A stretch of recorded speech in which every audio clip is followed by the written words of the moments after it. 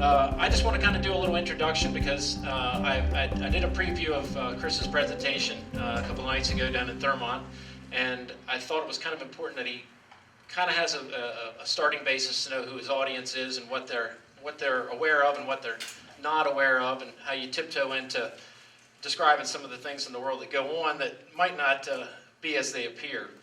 And I'm just going to do a show of hands here. Vote if you want, don't if you don't. There's no wrong answers, but I just want to see if anybody's here who's old enough. Do you remember what you were doing when the JFK assassination happened? You remember?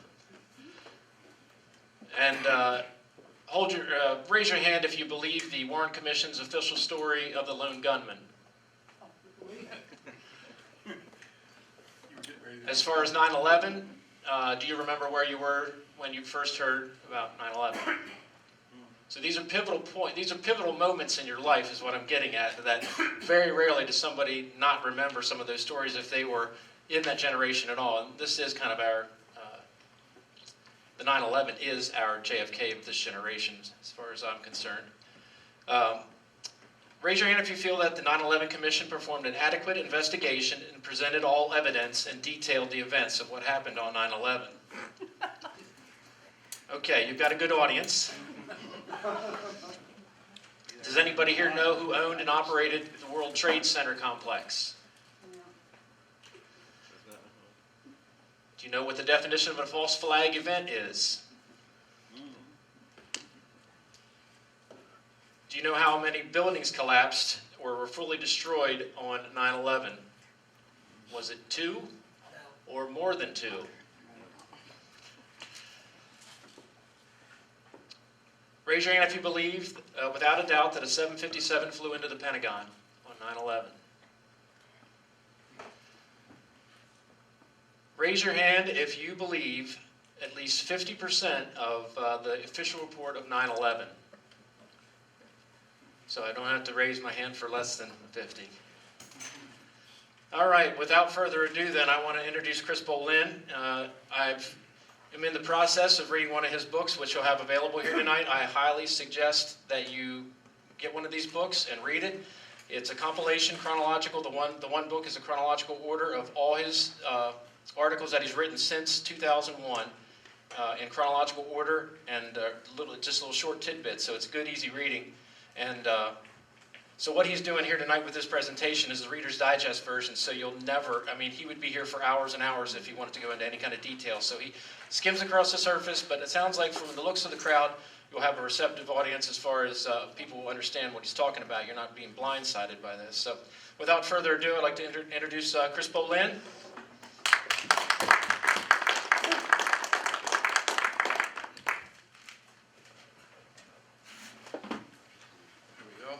Can you hear me? Is it working? Yeah. Okay. Yes, sir. Thank you, Brian, and big thanks to Henry for hosting me here, and these two guys for sponsoring this event, and the Firehouse. Thank you very much, and it's a pleasure to be here. My name is Christopher Bollyn, and I'm the author of Solving 9/11, The Deception That Changed the World. That is the smaller book that I have. The larger book that he was talking about, unfortunately, I don't have any copies with me. We had a big event in Washington, D.C. last night, and they took them all. But if you would like a copy of that book, which I don't have, you can buy it from me tonight. Just give me your name and address and a contact phone number, and I will have one sent to you within a few days. So these are photos of me having my one-man manifestation outside the Academy Awards last February 22nd in Hollywood. This is the book, Solving 9/11, The Deception That Changed the World. This is the smaller book, which I do have about 14 copies with. This is my analysis presented in a concise format, easy to read. And the other book, the original articles, is the companion to this. That has all the articles that I wrote from 2001 September through to April 2012. And that's like the mother lode. That contains all the research and all the facts that support the thesis that I present in this book. My background is that I was an investigative journalist in Washington, D.C. for a little paper there when 9/11 happened. I was passing through New York City on the morning with my family, early in the morning actually, and I had been working as an investigative journalist between 2000 and 2006, so that was very good for me because that meant that I was being paid to do the research for the first 5 years, which was very helpful. And it fell right into my domain of the kind of things that I investigated, because I had a history of investigating such catastrophes where democratic governments pushed the story under the rug. In Estonia, in Sweden, there was a shipwreck called the Estonia in 1994. It was the worst shipwreck in European history since World War II, in which 1,000 people died. But the government of Sweden was clearly pushing the truth of what happened to that ship under the carpet. And I spent a lot of time working on that case, and also cases like TWA Flight 800, when clearly eyewitnesses saw something very different from what the government told us happened. So these are government cover-ups. When 9/11 happened, this was the big whopper of cover-ups. So I had worked as a journalist, and prior to that, I had a degree in history. I earned my degree in history from the University of California in Santa Cruz. My specialty is Middle Eastern history, especially Israel and Palestine. That was my area of focus. Then I wrote the Solving 9/11 books. These books are a product of a long time. The original articles, as I said, are the articles in chronological order from 2001 through 2012. And this other book, the smaller book, I began writing when I went into exile in Europe in 2007. And I started writing that in 2007, and I only finished it in 2011, early 2012. And prior to that, I was an Eagle Scout, and I grew up in Illinois, outside Chicago. This photograph is me working I was presenting evidence at the Citizens Grand Jury in Los Angeles in 2004, I think it was. So here we are 14 years later. Why does 9/11 truth matter? Why is it important to understand what happened on 9/11? Some people will say, "Oh, that's a long time ago. What difference does it make? It's over now. We fought the wars. They're over." Well, they're not over. Well, a good analogy is, why does the murder of President John F. Kennedy still matter, almost 53 years later? The murder of Kennedy matters because it was a coup d'etat. The powers behind the assassination took control of the government and orchestrated the cover-up. And a coup d'etat that is kept secret in a democratic republic like ours means that the succeeding government is illegitimate. As you know, the United States was involved in Vietnam for 20 years, from 55 to 75. But after Kennedy was killed, that's when the big ramping up occurred. Kennedy was actually ready to pull the troops out of Vietnam. The Kennedy assassination still matters because the United States government continues to support the lies of the Warren Commission. The Warren Commission, of course, claims that Harvey Oswald was not part of a conspiracy and he was the lone assassin. And the Kennedy assassination still matters because the mainstream media continues to this day to support and even endorse the Warren Commission. The Kennedy assassination matters because when the government supports the lies about the murder of the president, it means that the powers that killed Kennedy are still in charge. This is just a graph showing how Americans historically have felt about the Kennedy assassination. The top line indicates that most people, the overwhelming majority, believe that there was a conspiracy.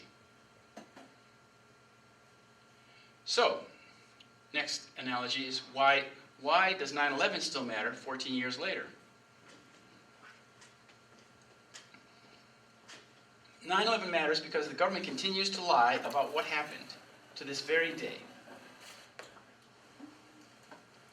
9/11 matters because it was a policy coup that brought us the war on terror and a series of disastrous wars.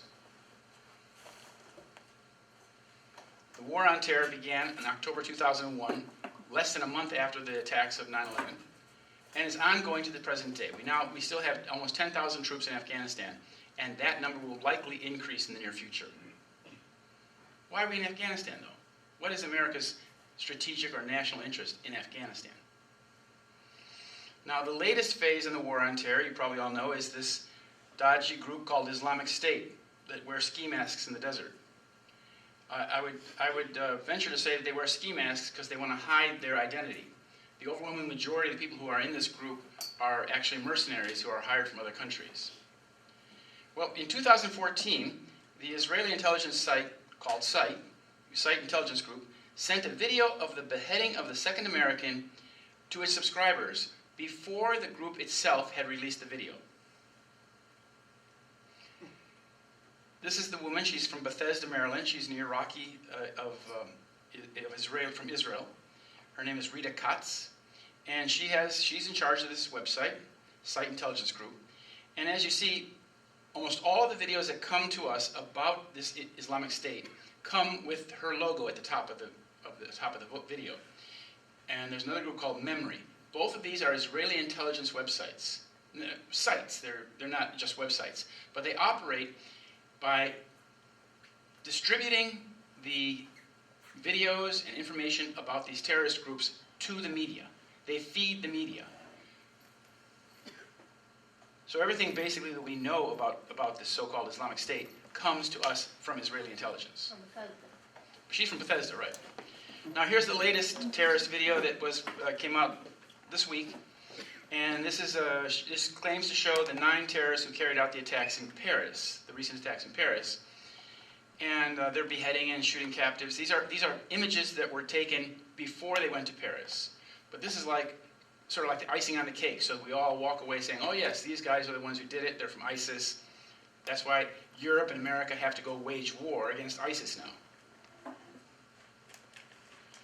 And 9/11 truth matters because for 14 years, the mass media has pushed the lies about 9/11 and the fraudulent war on terror, all the while suppressing the very real evidence and facts that disprove the official myth.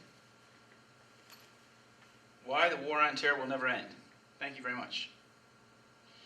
Now, as you probably know, most of the media outlets in this country are now in the hands of 6 companies. 6 corporations, 6 companies own virtually all the media in the country. One of the big moguls is the man on the left here. His name is Rupert Murdoch. He owns News Corp, and Fox, and companies like that, film companies, everything. But he has people who have promoted the 9/11 myth, like Mr. Murdoch. When the war was going to be starting in 2003 against Iraq, he owned 160 newspapers, and every one of his editors for those 160 newspapers agreed with Mr. Murdoch on the need to invade Iraq.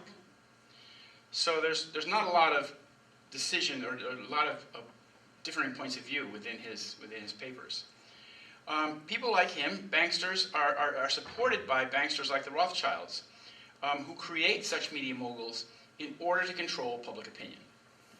In the final analysis, the people, are being subjected to an ongoing psychological warfare operation 24/7, and it comes to us through the media. So if the government and media are lying to us about 9/11, it means that the government and media, are controlled by the very same people who carried out 9/11. That's a very important, that gives you an idea of how serious our political situation here is in this country today. This is just a little chart to show you that if you don't believe the official account, as I gather most of you don't, you're in the majority, because only 40%, in the most generous poll, only 40% of American people believe the official narrative, the official report of what happened on 9/11. This shows that as they were doing polling in the 2002, 2004, 2006, they found in 2006 finally that only 16% of the people believed the official report. And after that they stopped polling because they were losing numbers all the time. Well, if you're skeptical of the 9/11 Commission, you're in very good hands, because the people who created that 9/11 Commission report don't believe it themselves. This is a senior counsel. His name is John Farmer. He's a senior counsel to the 9/11 Commission. And he wrote in a book that he wrote after this, he said, what the government and military officials told Congress, the Commission, the media, and the public about who knew what when was almost entirely and inexplicably untrue. 6 out of 10. And here are the 2 commissioners, Thomas Keane and Lee Hamilton. And Thomas Keane said, "To this day, we don't know why NORAD told us what they told us. It was just so far from the truth." So there's nobody who really believes in this myth that they've created, apart from a few people who are woefully deceived by watching too much television. This is the cover of New York Times, the second day, the day after. And Larry Johnson from the U.S. State Department, he's a deputy director, former deputy director of counterterrorism. He looked at the sophistication of the 9/11 tragedy, the 9/11 crime, and he said that we don't have anything in history to compare with this. The only thing that comes close to it is a former Soviet intelligence operation. After 9/11 happened, I was working at my house in Chicago. We had been passing through New York City early in the morning on 9/11, but then when everything happened, I couldn't go to Washington, so we went back to Chicago. And I started writing, and I started writing about how the government and the media were deceiving us about things like explosions and evidence of Israeli involvement. And I thought it would probably be safer for me to be in Europe, because I could see that our country was quickly going insane over this whole thing, and that we were ready to go to war. And if the government was going to go to war, and the media were in lockstep with the government, I said, it's probably not very safe for me to be writing these articles on a weekly basis, disproving what the government said. So I went to Berlin, and I became a foreign correspondent for my newspaper. And one of the first people I spoke to was this man, Mr. Wertebach, who was the former president of the German Verfassungsschutz, the intelligence agency. And he told me that the deathly precision and magnitude of planning would have required years of planning and the fixed frame of a state intelligence organization in order to carry out these crimes. This could not have been done by some college students, in Hamburg. Likewise, this could not have been done by Osama bin Laden in a cave in Afghanistan suffering from kidney disease. It's just far beyond their capabilities. Another man I met was this man, Andreas von Bülow. He was the former parliamentarian in charge of German intelligence. And this is Mr. von Bülow and I walking down the Rhine River at Remagen. This was taken 10 years after we first met. I went back and visited him again. And what he told me when I first met him in November 2001 is he told me that such operations like this, such a sophisticated operation, false flag operation. A false flag operation means that the crime is committed with the full intention of blaming somebody else. And it's a old Navy term. False flag meaning somebody else's flag is flying on your staff while you're committing a crime. He told me that there are 3 levels of management of such a crime. There's the architectural level, the managerial level, and the working level. The architectural level, they are committing this crime and fixing it on somebody else, the blame on somebody else, in order to affect public opinion. For example, in this case, they wanted to affect American public opinion to get us to be willing to go to war in the Middle East on a long-term basis, which is where we are now. They succeeded in doing that. The managerial level, they are the ones who manage the working level. They manage the people who are going to take the blame. In this case, for example, the 19 Arabs, they're the working level, and they're part of the deception. The managerial level are the people who kind of control those 19 people or control our perception of what those 19 people did and who they are. And he went on to say that 95% of the work of intelligence agencies around the world is deception and disinformation. Isn't that nice? He also said that journalists who even raise the simplest questions, journalists don't even raise the simplest questions, those who differ are labeled as crazy. Now, here's the 19 Arabs, the 19 hijackers, 15 of whom lived in Florida. Most of them lived in Hollywood, Florida. And what's interesting about this is that many of these men, I think almost all of them, had duplicate licenses issued in their names, or they had claimed that they had lost their passport. And when you read the details about this, these guys would go for a license in the DMV in Florida.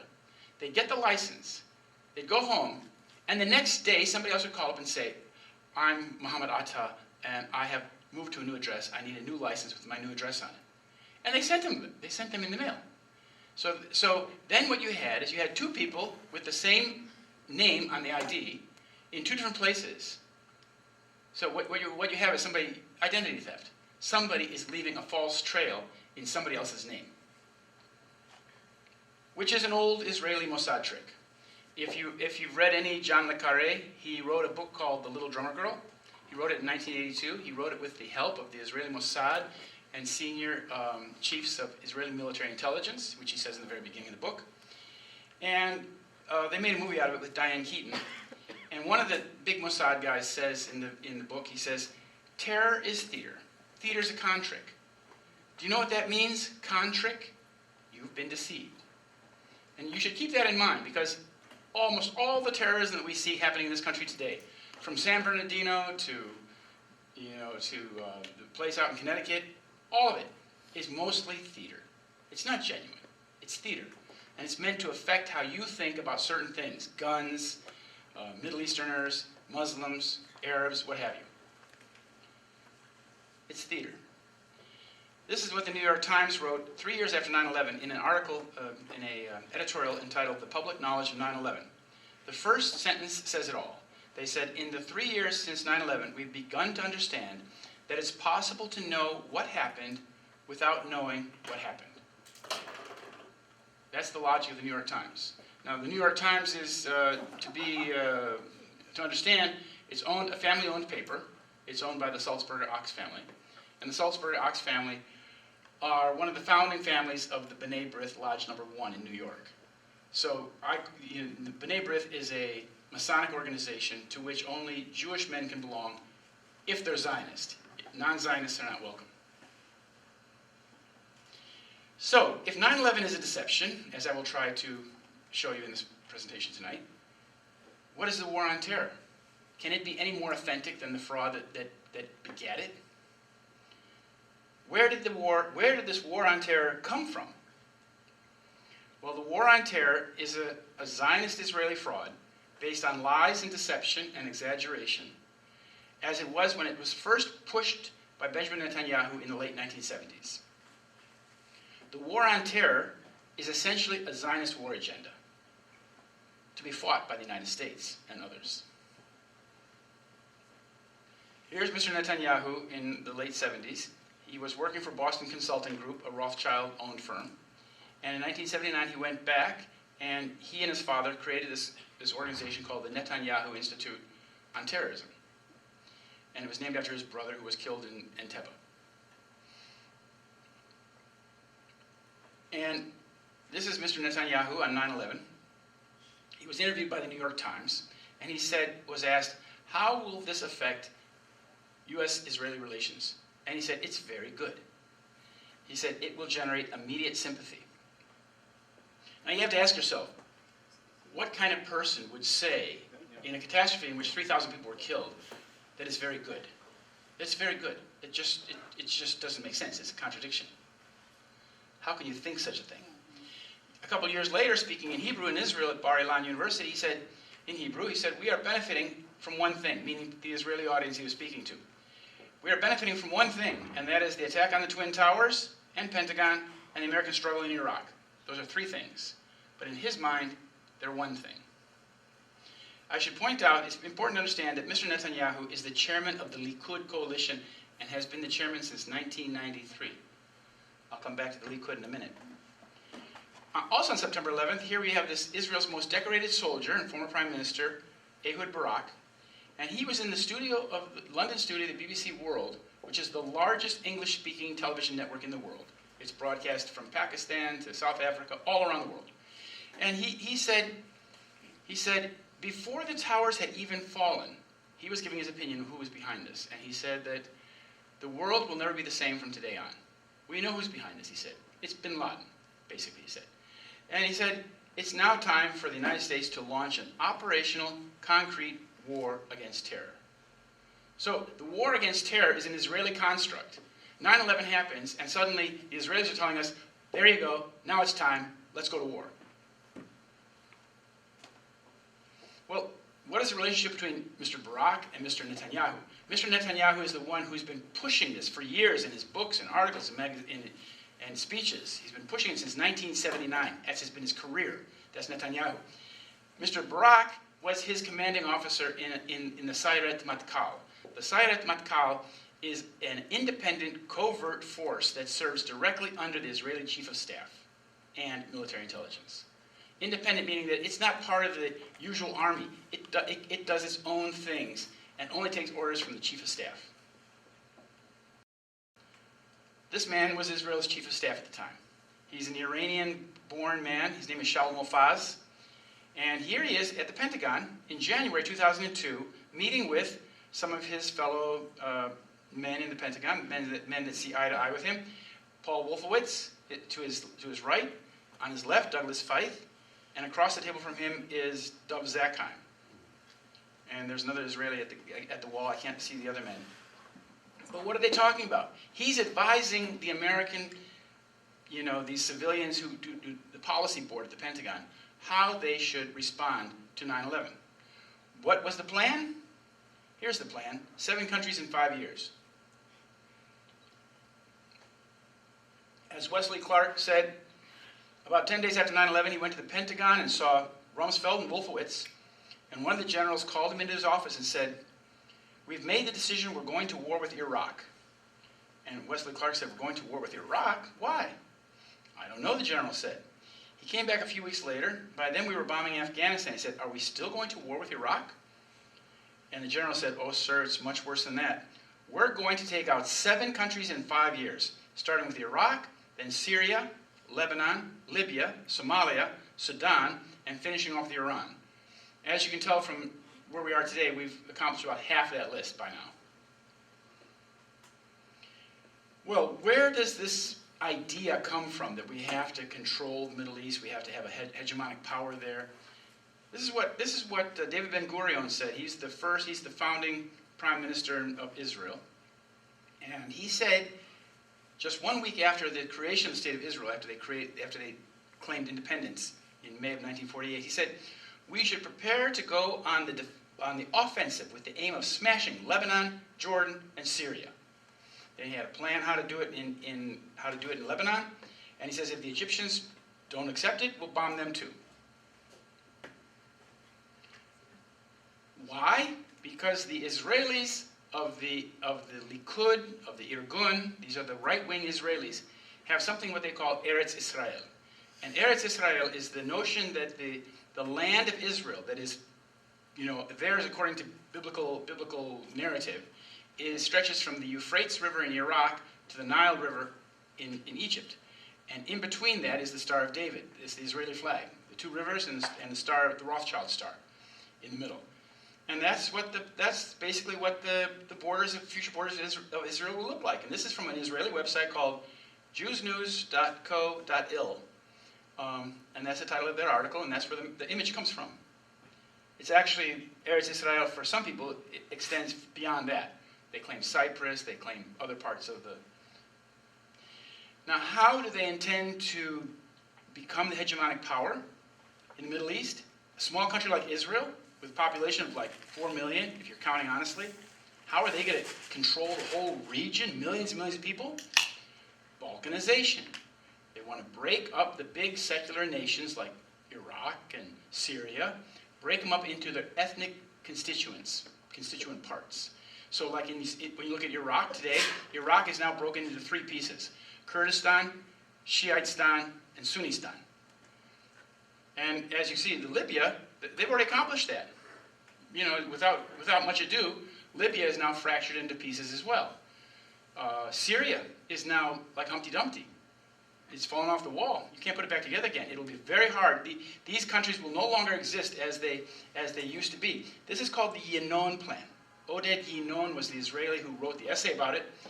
And the idea was to break up the big countries into ethnic statelets. That's what they did in Yugoslavia. It's also what they did in Russia, Soviet Union. So they began doing this in the 90s, and now they're applying it to the Middle East. And here is just an example of the ethnic constituencies of Syria and Iraq. So you can see how these countries are being broken. And the yellow area is basically Islamic State area now. That is the Sunni area. And of course, they're being funded by Saudi Arabia and Qatar, and Israel is helping them a lot. Britain and France, but we are now waging war against this group, which we have been supporting.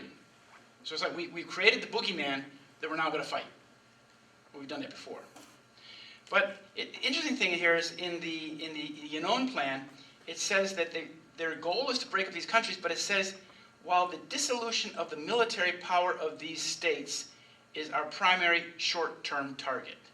Well, how do you break up the militaries of these countries? You attack them, and you bomb them, and you wage war against them. But not Israel. America did it. America's done it for it. We've done it for them. At great expense, mind you.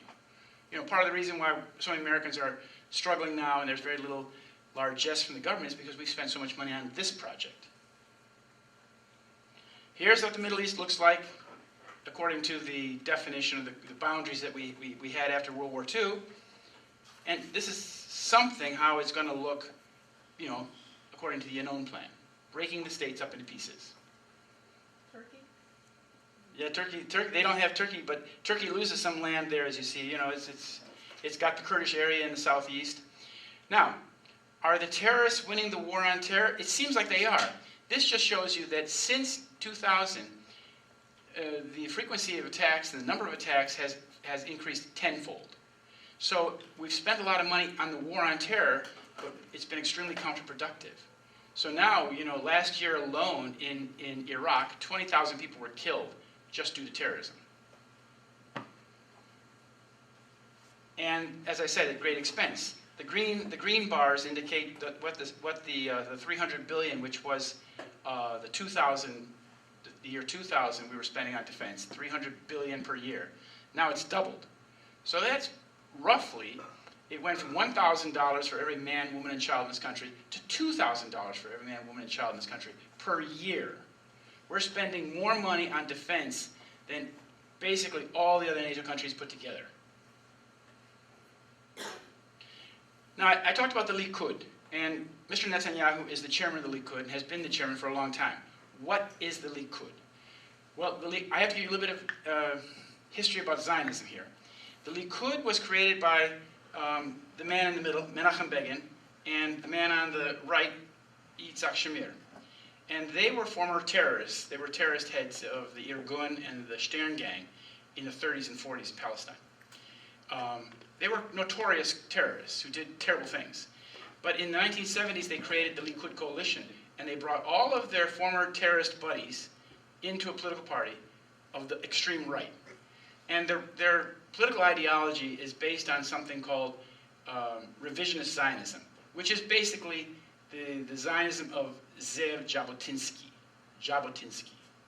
And that's probably more than you need to understand about this. I mean, but Mr. Jabotinsky is this guy from Odessa who died in 1940, who said that the relationship between the Israelis and the Palestinians has to be one in which the Israelis use brutal force to suppress these people. He often uses the word iron, using iron fist, iron brain, iron wall. And Jabotinsky called for building an iron wall between the Israelis and the Palestinians, which is exactly what Mr. Sharon did starting in 2002, 2003. They began the construction of the fence. Now, across the Holy Land, there's this god-awful wall that's twice as high as the Berlin Wall and 40 times longer. You know, if we thought the Berlin Wall was bad, you should see the wall in Bethlehem. How do you spell that guy's name? Jabotinsky.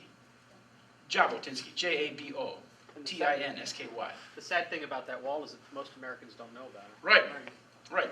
Well, here's the emblem of the Irgun, which was the organization that Mr. Begin was head of.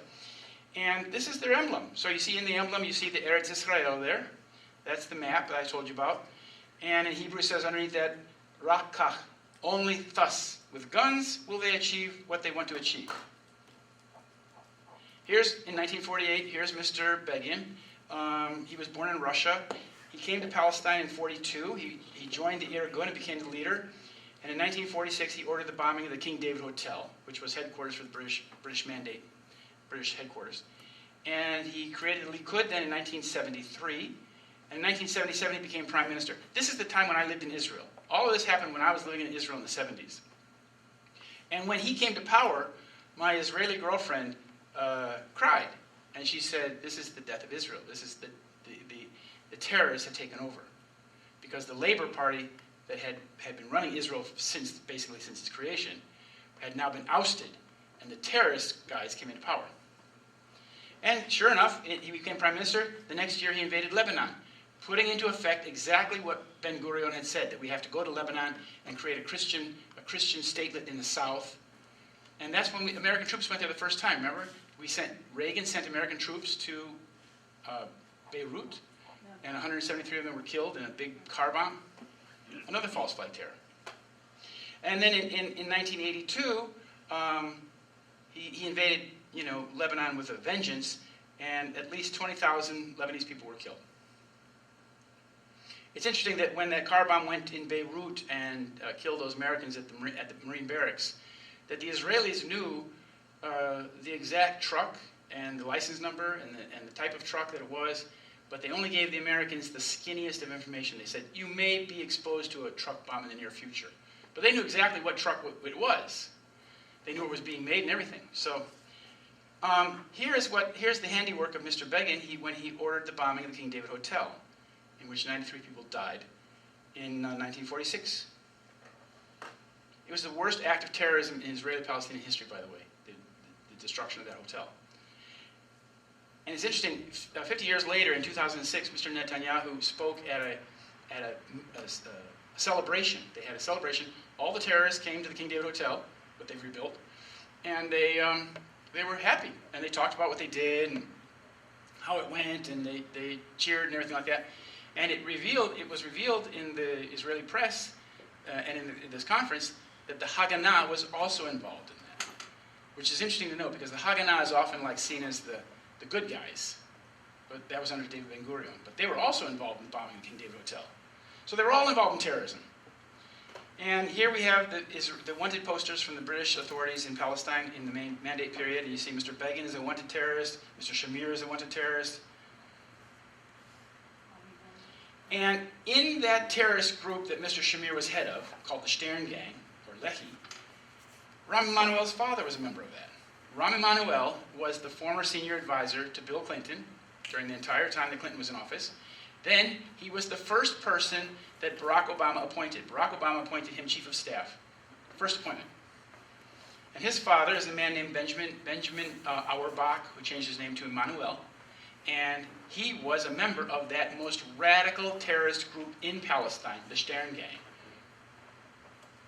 How do you spell that? Stern, S-T-E-R-N. The Stern Gang, also known as Lehi. It's an acronym, L-E-H-I. Well, here is Mr. Begin, and he was interviewed by a British journalist in 1974, and he was asked, how does it feel in light of all that's going on to be the father of terrorism in the Middle East?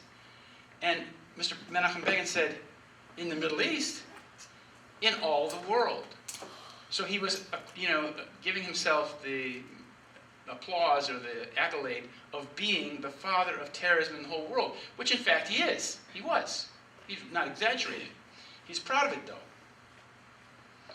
And you see, there's Mr. Netanyahu. Mr. Netanyahu is just the next generation of these terrorists, Israeli terrorists. Here's Mr. Shamir, Yitzhak Shamir. He has a son just like Mr. Netanyahu, who also is involved in 9/11 to a great extent. Yitzhak Shamir's group killed that man, Volker Bernadotte, who was the United Nations mediator to Palestine when they were trying to work out this partition plan in the late 40s. And the Israelis didn't like what Mr. Bernadotte was going to do. Mr. Bernadotte wanted to stick to the plan that Jerusalem would be a third independent city-state with access for everybody. The Israelis didn't want that. They wanted Jerusalem. So they had to kill Mr. Bernadotte. And Shamir went on to run an operation where they were killing German scientists who were working with Egypt. And Shamir was running this assassination program of German scientists. He was the guy who was running it. And when David Ben-Gurion put a stop to this killing the massacre, the killing of these German scientists, Mr. Shamir resigned from the Mossad because the Director General of the Mossad, who was behind this terrorist plan, had been fired. This is that man, Isser Harel. Isser Harel was the first chief of Mossad, the first chief of Shin Bet, another Israeli intelligence group, security in the state. And he was asked in 1980 by an American Zionist, he said, do you think terrorism will come to America? And if so, Where and why? And Mr. Harrell says, yes, they're going to attack you. You know, they want to do that. Arab money buys more than tents. And asked about where it would happen, Mr. Harrell, the former head of the Mossad, said, New York City is a symbol of freedom and capitalism. It's likely they will strike the Empire State Building, your tallest building, and a symbol of your power. So this was a prediction coming from the chief of the Mossad in 1980 to a man named Michael Evans. Well, in order to make, turn this dream or this prediction into reality, two of his chief Mossadniks, I call it, these are the guys that served under Issa Harel from the old time. These are the guys who kidnapped Eichmann in Argentina. These are the guys who smuggled plutonium to Israel. These are two of the biggest guys under Issa Harel. And these two guys came to New York City, and they represented a company called Atwell Security of Tel Aviv. And Atwell Security of Tel Aviv tried to get the security contract for the Port Authority of New York and New Jersey, which meant that if they got the security contract for the Port Authority, they would be in charge of security of New York's bridges, ports, tunnels, airports, harbors, and the World Trade Center. Well, it turned out that somebody at the Port Authority discovered that the man on the bottom, Shalom Ben-Dor, had been using a false name. He was using a different name. And when they found out that he was actually convicted of murder in Israel, they tore up the contract, which was a wise move. Had the Port Authority not torn up that contract in 1987, 9/11 would have happened at least 10 years earlier, which is what the plan was. 9/11 was supposed to happen in the 1980s, or at latest in the early 1990s. But it was delayed a little bit, but only a little bit. Because what they did is those guys that I just showed you, those two Mossadniks, they went to work for Kroll, Jules Kroll, the man on the top here, who was a business partner with Maurice Greenberg. You probably remember who Maurice Greenberg is. AIG. He was the chairman of AIG, the company that received $180 billion in the bailout of 2008-2009. AIG is an insurance company. Did they insure the World Trade Center also? Well, I don't know. They didn't insure. I don't know about the World Trade Center, but they insured Goldman Sachs and Bank of America and all their dodgy dealings, and they basically insured their profits. And when those banks lost money, AIG made them whole with taxpayer money.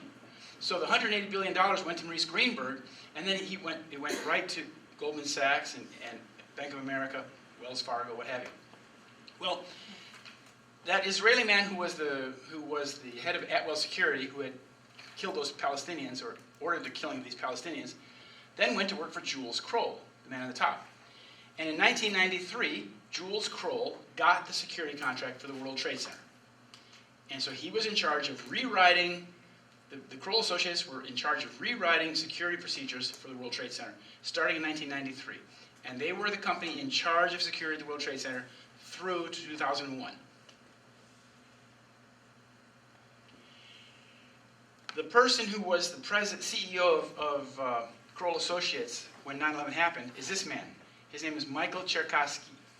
And in 1993, he was the head of the investigations division for DA Robert Morgenthau in New York City. And so he led the investigation in New York of what happened in 1993 at the World Trade Center when the FBI, working with some other people in a sting operation, exploded a bomb in the basement. And so after he worked on the investigation of the crime, which was, of course, another false flag, then he joined Jules Kroll at the World Trade Center and ran security. So then in 2001, he was the CEO of the company, and as this is Kroll Associates, who had complete security contract for the World Trade Center. And in September 2001, that security was evidently, seriously compromised. You had people in the World Trade Center putting in explosives, during the day-to-day life of the World Trade Center. And this is another Kroll Associates man here, is Jerome Hauer, and he was the person who built the Office of Emergency Management, the hardened bunker on the 23rd floor of Building 7. That's the third tower that fell at 5:20 in the afternoon on 9/11. And in that hardened bunker on that day is probably the place where the masterminds of the demolition of the World Trade Center were pulling the levers and pushing the buttons. Because it stands to reason when you're doing such a big demolition project, you have to have somebody there. You have to see what's going on. You have to see what needs to be done. And the idea, I call this the ideation, in 1978. This is when the first time that the idea of a plane flying into a high-rise building was put out in a film. This film was made by an Israeli agent named Arnon Milchan. Arnon Milchan is the guy who made JFK and Brazil, a bunch of movies in Hollywood. He's received a couple Oscars in the last couple of years. But this is his first film called Medusa Touch, in which a 747 crashes into a high-rise tower. Made this in England and France. And that's the cover of the film. And in the same year that he made this film, here he's speaking with the Israel Defense Minister Ezer Weizman. And he's very close to these people. Arnon Milchan is an Israeli millionaire who comes from a family that is very highly connected to the Zionist leadership of Israel. And he's also their biggest nuclear smuggling agent. He, for example, oversaw the smuggling of 800 nuclear triggers from the United States to Israel in the 1980s. He, however, was not indicted in the investigation, but all of the men who worked for him went to jail. So here he is. You see, he's very highly connected. So that's how you avoid getting a conviction. But you're very highly connected. Here he is between his two friends, and he's said now to be worth $5.2 billion. The second wealthiest, they say, the second wealthiest Hollywood mogul. But he also has a very long history of money laundering. He's been money laundering for the state of Israel and also for the state of South Africa. So you have to ask, well, you have $5.2 billion, but where did the money come from? Whose money are you playing with? Well, Ideation 2000, this is a movie that was made in 2000 in which a 757 or 767 is flown into the World Trade Center. And this movie was made with Arnon Milchan and his partner, Rupert Murdoch, made this film. Rupert Murdoch produced this episode. It's a spin-off from the X-Files. And in this movie, which was shown on TV in March 2001, what happened is that the plane is flying to the World Trade Center, to New York, and it is hijacked remotely while on autopilot.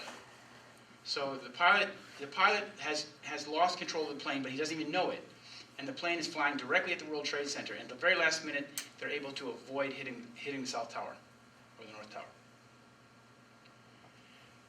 This is another form of ideation, or putting the idea out there. This was an article that was published a couple years before 9/11 called Catastrophic Terrorism, in which the authors said that, these nightmare scenarios, and catastrophic terrorism has moved from being a far-fetched horror to a contingency that could happen next month. This was written by Ashton Carter, John Deutsch, and Philip Zelikow. And in this article, they laid out for the intelligentsia in America that we're going to have catastrophic terrorism in this country. They're imagining, imagining the transforming event, the event that will change America. And this is the kind of article that is read in the halls of power in Washington, D.C., and by professors at universities across America. But who are these men? Ashton Carter is today the Secretary of Defense. He's worked for Rothschild for the last 20, 30 years. He's worked for the Rothschilds. And Philip Zelikow, as you know, was the man who wrote the narrative that we've been given about 9/11. So first he was imagining the transforming event. Then when it happened, he created the narrative for us to understand what happened. But it's all lies. Here it shows Ashton Carter and John Deutsch when they were partners, senior partners of Global Technology Partners, which is an exclusive affiliate of Rothschild North America. So they're getting paid by the Rothschilds as they imagine this transforming event that's going to change American history. And their company, when the Rothschilds bought into it, it's a company that basically facilitates the investment or the acquisition of companies that make money selling defense products.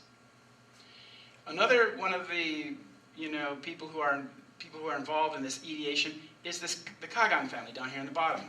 This is Donald Kagan and his sons Robert and Fred. And Robert's wife is the woman, her name is Victoria Nuland. She's Assistant Secretary of State, you probably know, who brought us the crisis in Ukraine. Single-handedly, basically. And what they did is that the Kagans had this little group called the Project for the New American Century, which they came up with in the year 2000. And they had a bunch of people sign on to these documents that they put out there.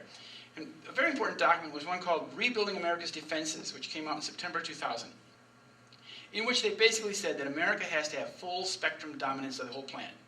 And in order for the United States to have that, we would need to have troops and bases in Iraq, whether Saddam Hussein was in power or not. That's where we are today.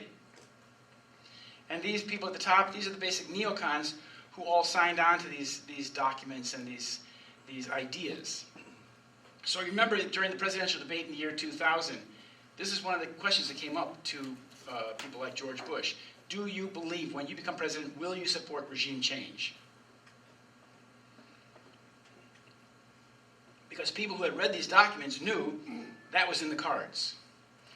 Here's Philip Zelikow, the man who wrote the 9/11 Commission report, the official myth. Actually, he studied at college, I think at Rice University, his thesis was how to create and maintain the public myth. So that the public gets this myth that they can believe in. And using that myth, they will then have their understanding, albeit fake, false, of the world.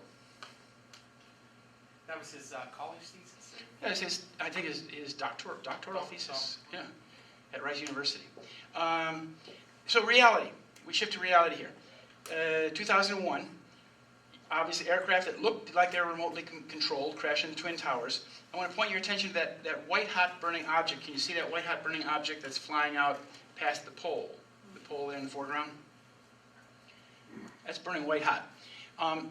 These are some photographs from videos and photographs that show the plane hitting the South Tower.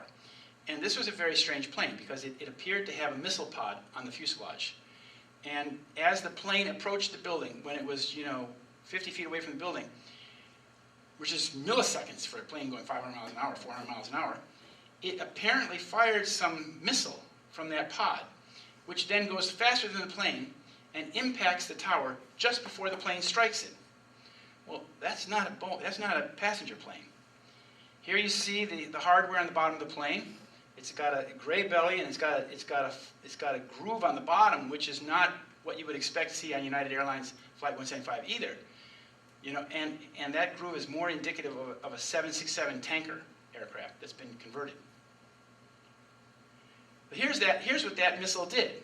That object that was fired, this is from a video. This shows that just before the plane struck the tower, this is the South Tower, that there was this white-hot hole that had been opened up, open sesame, into the building, which facilitated the entry of the fuselage. The fuselage of the plane is rather weak, actually. It's aluminum clad, and in order for that fuselage to penetrate that building, the missile opened up a hole. But if that was created by a DU warhead, which I think it was, the evidence seems to indicate that means that warhead that hit the building, it was white hot. It was white hot when it was flying in air because it's pyrophoric. But then it opened up the hole in the building. Then it created an intensely superheated environment inside that building as it passed through. So anything that's on that floor is going to explode. If there's any sort of explosives in there, anything combustible, it'll burn instantly. Which is exactly what happened. The plane went in there, and all the kerosene, the jet fuel that was on the plane, combusted immediately. So basically, all of the fuel on the plane burned within the first few seconds of impact. And here you see those two objects coming out of the tower. You see there's one that's burning with a gray cloud of smoke behind it, and then there's this white-hot object. And what's interesting about the white-hot object is that it's so hot that the oxides that are following behind it only become visible when they get a little bit cooler. That's why there's a gap there. That's what uranium warheads do. And I asked a scientist from a Livermore lab who I did a lot of work with on depleted uranium, and I showed him these photographs and I said, Marion, can you tell me, does this object have the characteristics of a burning warhead, a uranium warhead? He said, yes, it does. Where's the contamination? Contamination? From the uranium? We'll get to that. The white hot object is certainly not part of the aircraft because it's burning too hot and it's coming out. If you look at the videos, if you go home and you look at the video of the impact of the plane hitting the, look and see what comes out the other side of the building. You'll see that these objects are coming out with great momentum. Great momentum. Nothing slowed them down. This is the entry wound, and as you can see that there was an explosion coming out the entry wound where the plane went in. Here you see, as the explosion is happening, you see that the first things that explode created a white smoke. White smoke like this is indicative of thermite. Thermite packages, for example, large amounts of thermite on the floor, because when thermite reacts, it creates a white smoke and a molten metal, like iron, for example, and incredible heat.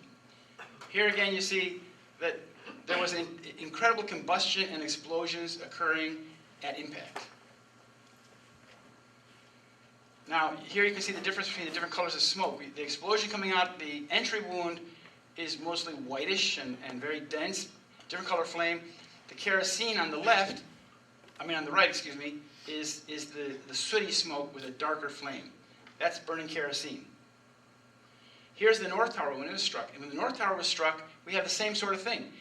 By the way, both planes flew into secure computer rooms. That's very important.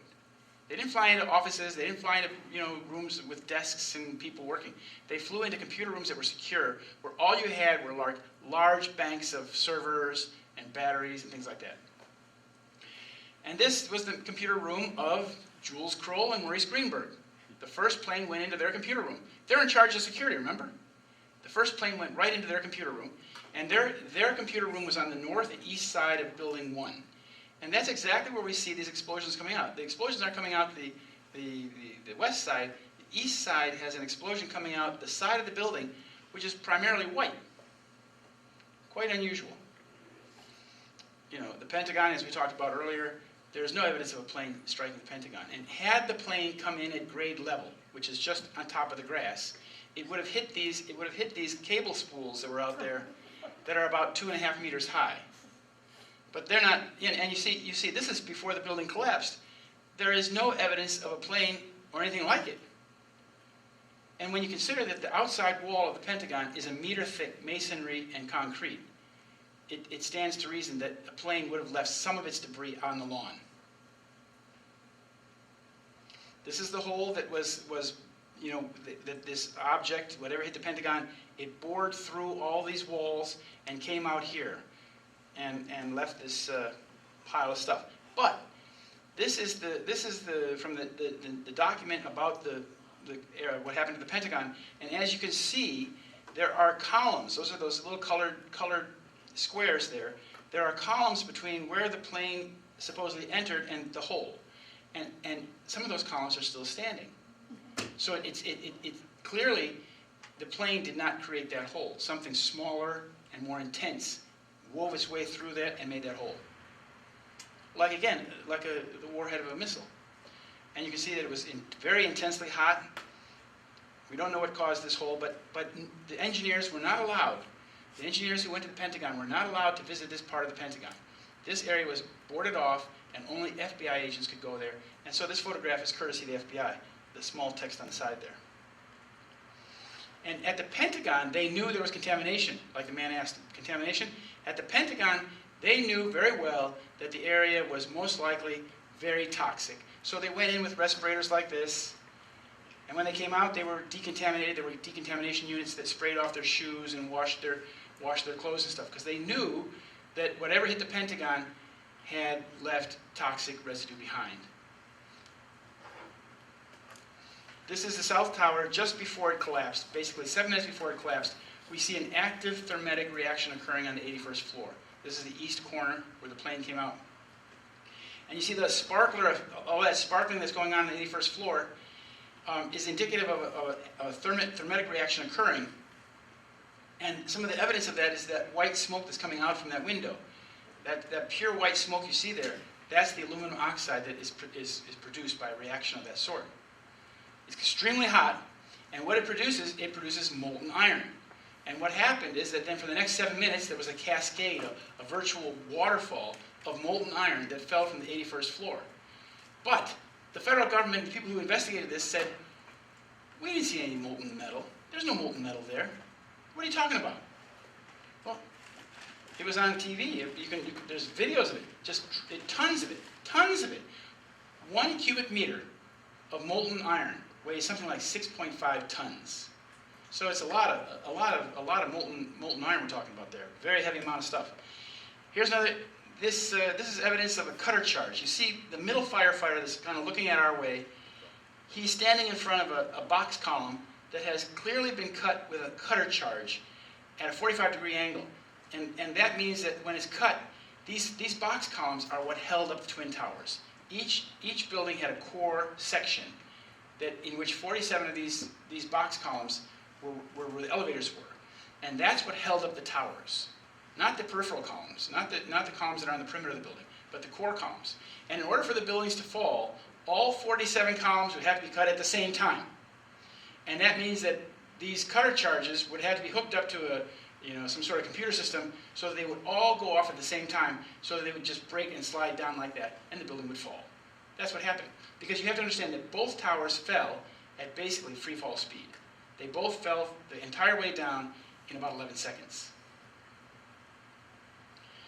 Here is Shanksville, the mystery of Shanksville, and we're told that a Boeing 757 or 767, a big Boeing aircraft, went into a hole 20 feet across and 6 feet deep. And the coroner who went to this, who was in charge of this, Wally Miller, he said he stopped being a coroner after 20 minutes because there was no body there. And the mayor said there was no plane parts there. So there's no plane, there's no bodies.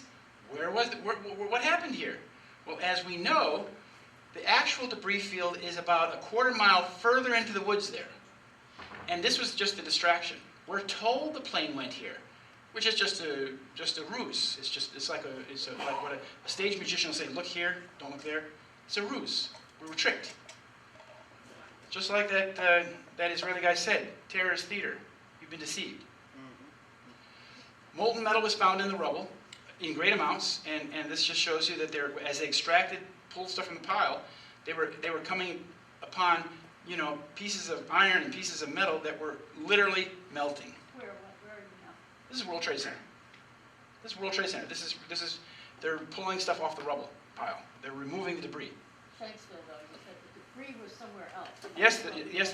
The debris was further in the woods. The debris was in the woods. Pictures of that?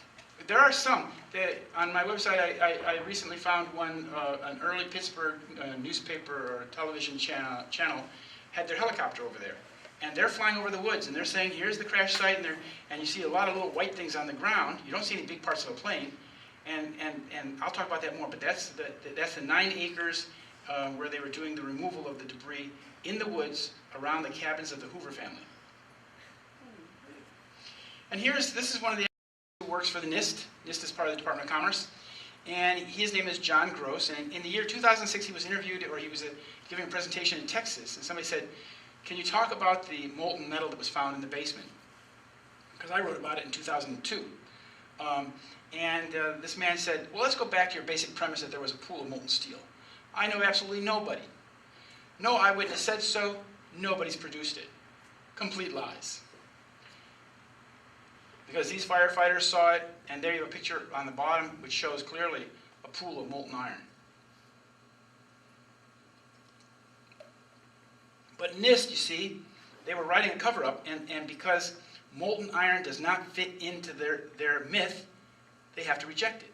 So any evidence that contradicts the myth has to be rejected.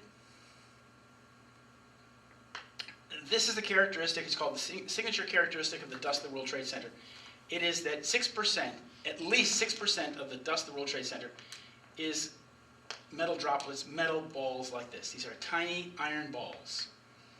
And that is what is found in all of the dust of the World Trade Center. You see how frequently they're found. There's little round balls there.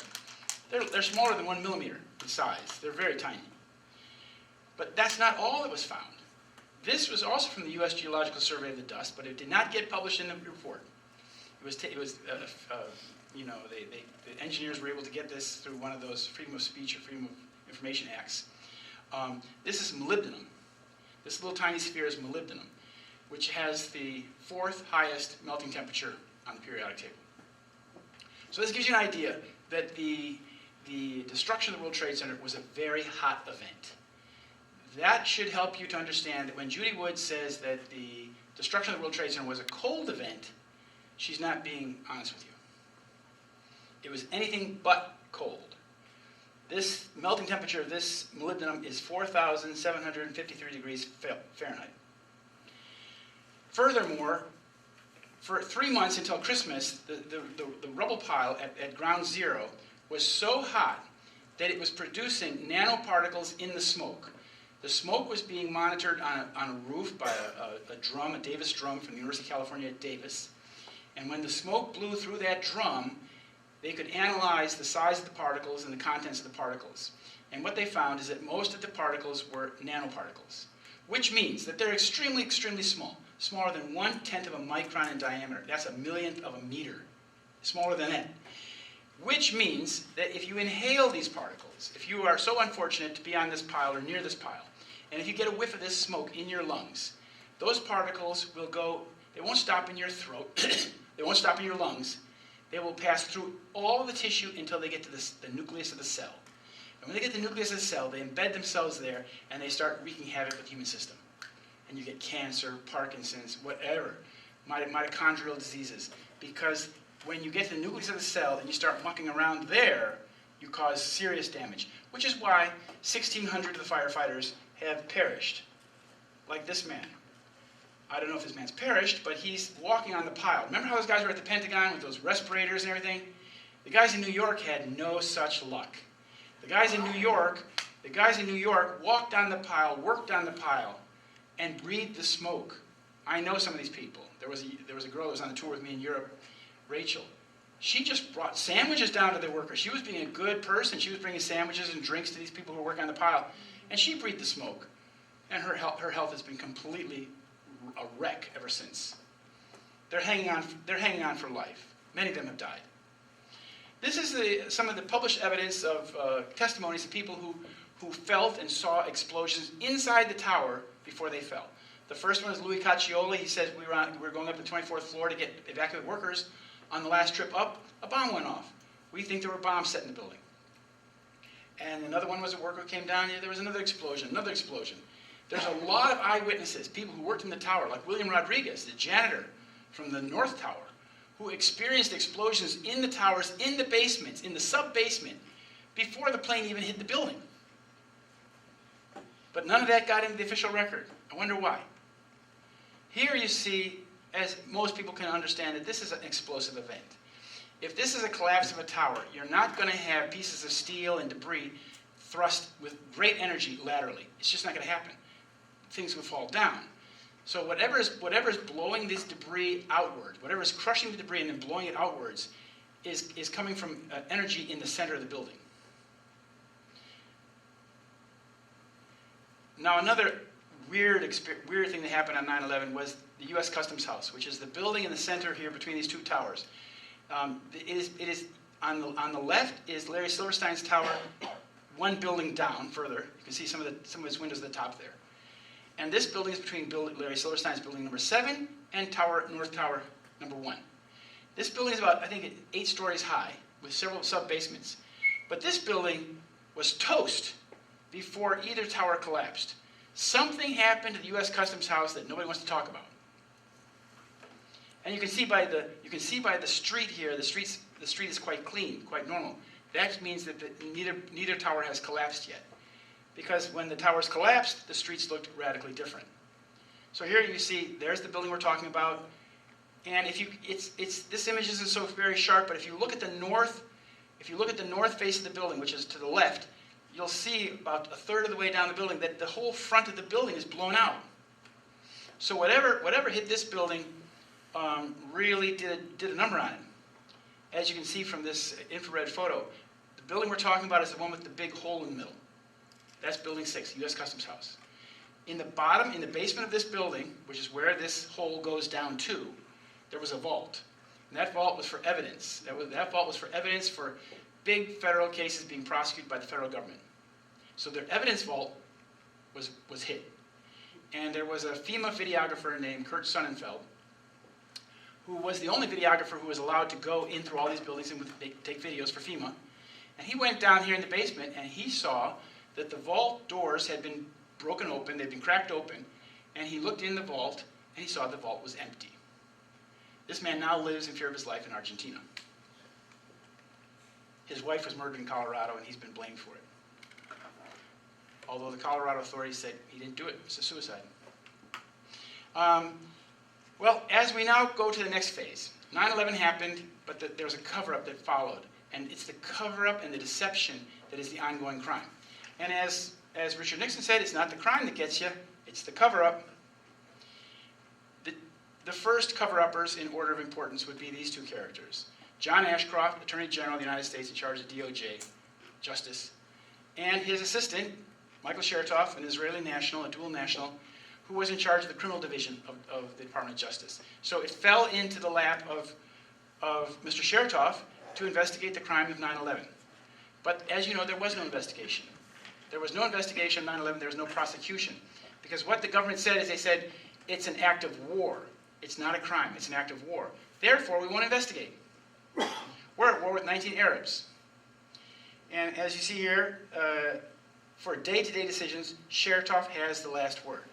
So, this is important because when we're talking about destruction of evidence, there's a chain of custody. He is the top cop. Ashcroft was the top cop. Chertoff was the top cop for 9/11. He allowed the evidence to be destroyed. That's a crime. And here he was when he was made Secretary of Homeland Security in 2005. And in this position, he maintained his control over access to the evidence of 9/11. And here's Philip Zelikow. He used to be the advisor, the legal advisor to Condoleezza Rice. And they're meeting with Ehud Olmert here, Israeli Prime Minister. And Zelikow said something very interesting. Prior to the war in Iraq, he said that when talking about Iraqi weapons of mass destruction, he said, I'll tell you what I think the real threat is, and actually has been since 1990. It's the threat against Israel. So he's admitting that the Iraqi weapons of mass destruction, if they even existed, posed no threat to the United States or Britain. They posed a threat to Israel, which is why people like Wolfowitz wanted to go to war with Iraq right away. Well, Zelikow, as I said, wrote the 9/11 Commission report. In fact, he wrote it before the staff started writing it themselves. He had all the bullet points lined up. He had the entire myth constructed. Then he just picked and chose the pieces that would fit into that narrative. Another person who's a key part of the cover-up is this man, Gene Corley. He oversaw the production of this document, the Building Performance Study. He was in charge of that. Prior to doing this report, he had also done a similar report on Waco, Texas, and Oklahoma City. So his specialty is kind of like producing documents that support the government's version. And I called him up. He's from Illinois. I called him up. He's a concrete specialist. And I asked him, Mr. Corley, are you doing any tests on the metal to determine if the explosions have occurred, if there's any evidence of explosions? Because I know that steel leaves a telltale trace of any explosions. He says, I don't know anything about that. He says, I'm not a metallurgist. So you might ask, why is a person who knows nothing about metal investigating the collapse of two of the largest metal frame buildings in the world? And then NIST went on to create this report, the final report on the collapse of the World Trade Centers. It was published in 2005. And it was published under this man who was the director. His name is William Jeffrey, formerly Jaffe. And he was the director when they issued this report, in which they did not investigate the steel for explosions or any evidence of explosives or molten metal or anything like that. This was a whitewash. This report is a complete whitewash of, but this man certainly knows about things like nanothermite because he is now the head of a company that makes these things. It's actually not a company, it's a tax-exempt, what do you call, a research and development lab in California called Stanford Research Institute, SRI. And it's in Menlo Park, and they are a nonprofit. That's what they are. They're a nonprofit who does research and development for the U.S. military, and they create nanocomposites, nanothermite, just like we found in the World Trade Center. And in fact, the person who's in charge of the lab where they make those things is this Israeli man here, Mr. Bloom, who's been working and making nanocomposites in Menlo Park since 1984. This is what we're talking about. This is a bilayered nanocomposite. That means it's composed of particles in the nano size, very, very small. So what that basically means is that if you're talking about thermite, when it's in its granular form, is an incendiary. They used it when they bombed Dresden, for example. And they used it when in James Bond book when they burned down hotels because they said it leaves no traces. It's an incendiary. But when you mix the same elements or the same chemicals on a nano level, then you're basically putting them together molecule by molecule. So the surface area of the reaction is infinitesimally greater, which means that the reaction happens much faster with a lot more boom. But the boom is that the red layer is the thermetic layer. The red layer is the aluminum and the iron oxide. The gray layer contains organic compounds which then create the gas. This is what was found in the dust of the World Trade Center. At first they thought it was paint. But when they heated the paint, when they heated these little chips, these are the chips, when they heated them up to 430 degrees, they went boom. And they yielded more energy per gram than any known explosive. The result would be a little tiny ball of iron, great heat, like 2,500 degrees Celsius, and a little bit of a puff of white smoke. This is just to give you an example of the potential, the energy potential. The top 4 bars represent the energy potential of an aluminum thermite reaction. The first one is molybdenum trioxide. The one that's AlMO3 up there, that's molybdenum trioxide. That may very well be what produced those little balls of molybdenum. Stands to reason. The bottom 4 bars are high explosives that are used in normal demolition. And as you can see, the energy potential of these metal oxidizers is much higher. These thermites are much stronger, much more powerful. And this is coming to us directly from the DoD Energetics Center. This is coming straight from the guys who make this stuff.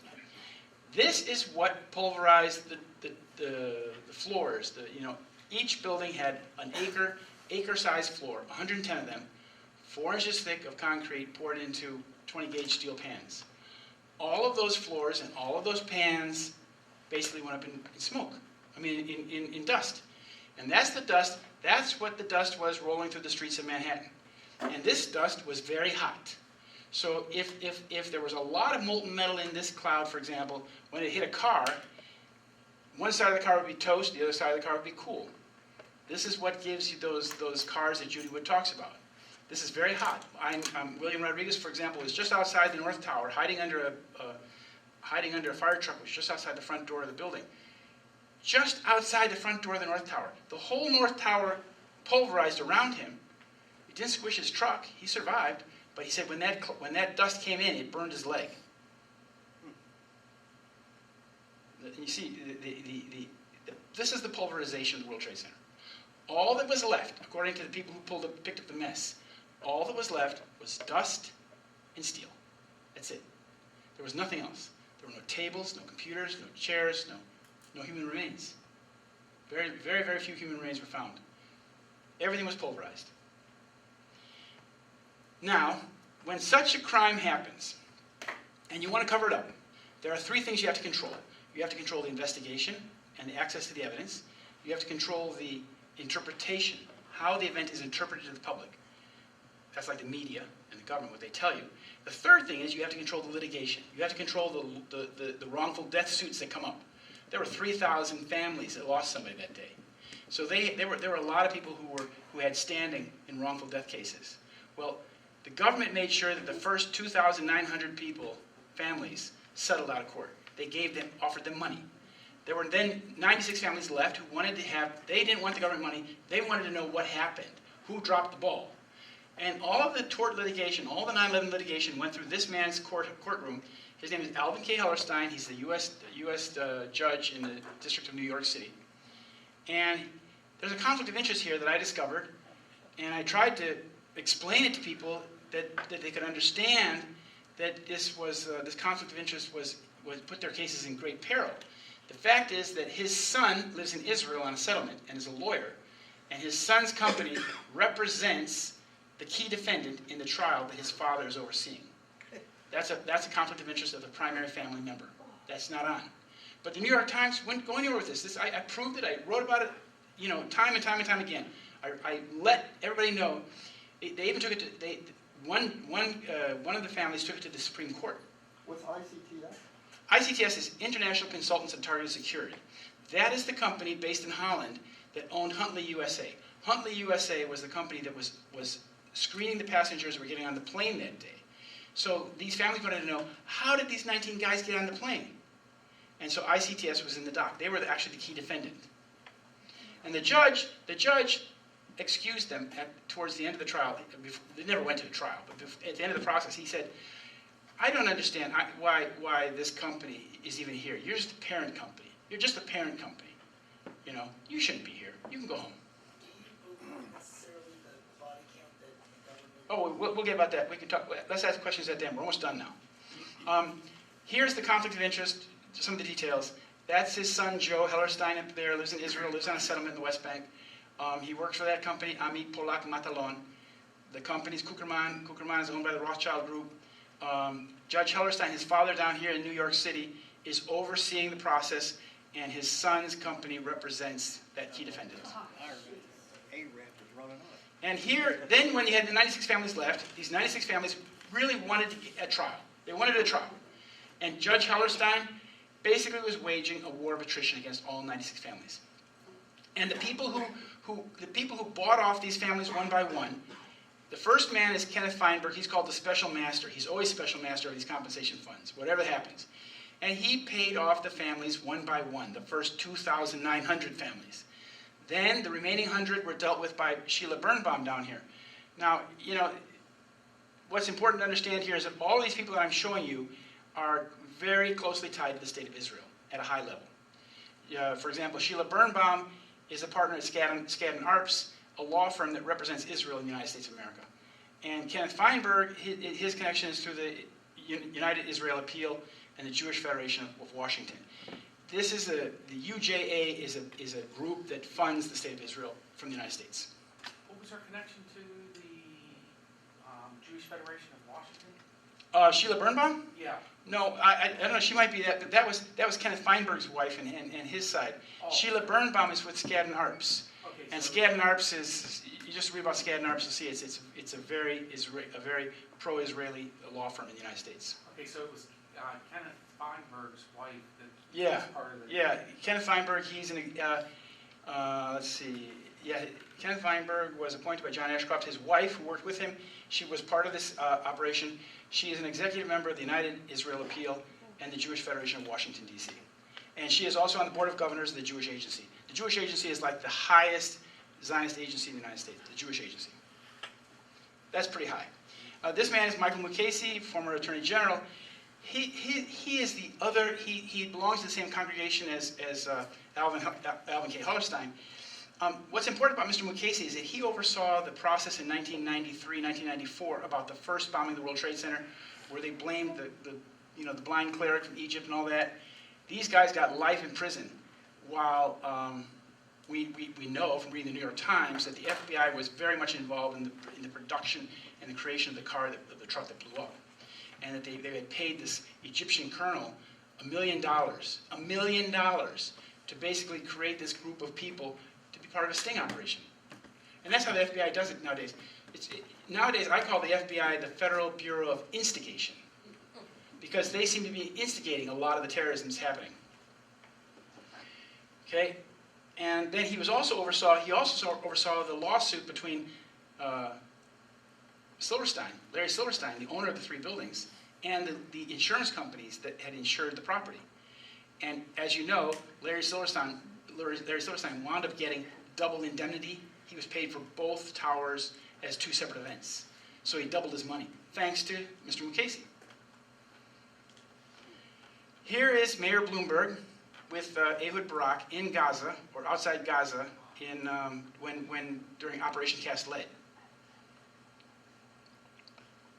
So when the Israelis find themselves on the losing end of world public opinion because they're doing something terrible like dropping white phosphorus on people in Gaza, Mayor Bloomberg would go there and hold hands and say, "We support you all the way. Those Palestinians deserve white phosphorus. You got to give it to them sometimes." And that's what was happening here.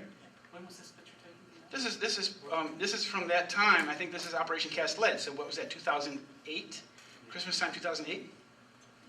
Here he is meeting with Mr. Netanyahu. These guys are close. These guys are really, really close. Just so that you understand that, when, for example, a missile landed by the airport in Tel Aviv, Mr.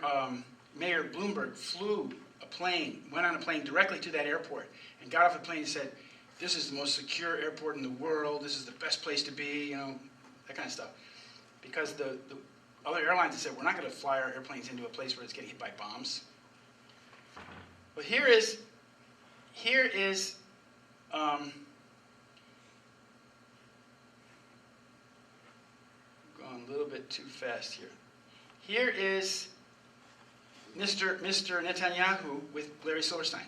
Now, if you remember, Mr. Netanyahu is basically the godfather of the war on terror, and Mr. Silverstein is like the godfather of 9/11. At least all three of his buildings are the ones that fell down. And what's interesting is that these two men had a very close relationship. Every Sunday afternoon, no matter where they were, they would have a conversation on the phone. And so this went on for years prior to 9/11. Every Sunday afternoon, they would speak to each other. What were they talking about? They were planning something big. Here's Mayor Bloomberg with Mr. Netanyahu showing him the memorial that was being built at Ground Zero just before it was completed in year 2011. But Mr. Netanyahu knows all about how the memorial would look because it was designed and built by an Israeli. It was built by Michael Arad. He's the young Israeli architect here who was the son of Moshe Arad. Moshe Arad was the former Israeli ambassador to the United States of America. And so, of all the people that they could choose from to make who would be the architects of the memorial, they chose a friend of Netanyahu's. So as you can see that these Israelis have been involved in the 9/11 saga, from the ideation back in the 70s, the preparation in the 80s, the carrying out in 2001, through to the legacy, the creation of the legacy. This is like, Ground Zero is like the Holocaust Museum is to what happened in World War II. It is the memorial of an event, or what they want you to think. And it's interesting that the lady who runs the memorial and the museum here at Ground Zero used to work at the Holocaust Museum. And here's Mr. Silverstein when he got the keys. He got the keys to the World Trade Center. He got the 99-year lease in July of 2001. And how did he get it? He got it through his friend, Louis Eisenberg. The two men served on the board of directors of the United Jewish Appeal. Mr. Silverstein was the chairman, national chairman of the UJA. That's the Federation of New York there, UJA Federation. And Lou Eisenberg was on the planning board of the same organization. So these men have this connection through their charity for Israel. And what happened is that Lou Eisenberg was the executive director of the Port Authority when the negotiations were going on for the privatization. And they made the privatization very difficult for Vornado Realty. So Vornado Realty, who would have gotten it, walked away from the table, and it went to Larry Silverstein. Kind of the way that Obama got elected in Illinois. The other candidate dropped out, and it was a one-horse race. And here's Mr. Silverstein with his good friend Bloomberg. This was Mr. Silverstein's partner in the lease. This is Frank Lowy. He's an Israeli commando from the 40s. He was born in Czechoslovakia, and then in the early 50s, he moved to Australia and started a company of shopping malls, strip malls. And that company is now called Westfield. And they own many malls in the United States of America, Westfield. He had the retail space, the mall that was beneath the World Trade Center. So he owned the retail space, and Larry Silverstein owned the rental properties in the two towers. And Building 7. Building 7 belonged to Larry Silverstein.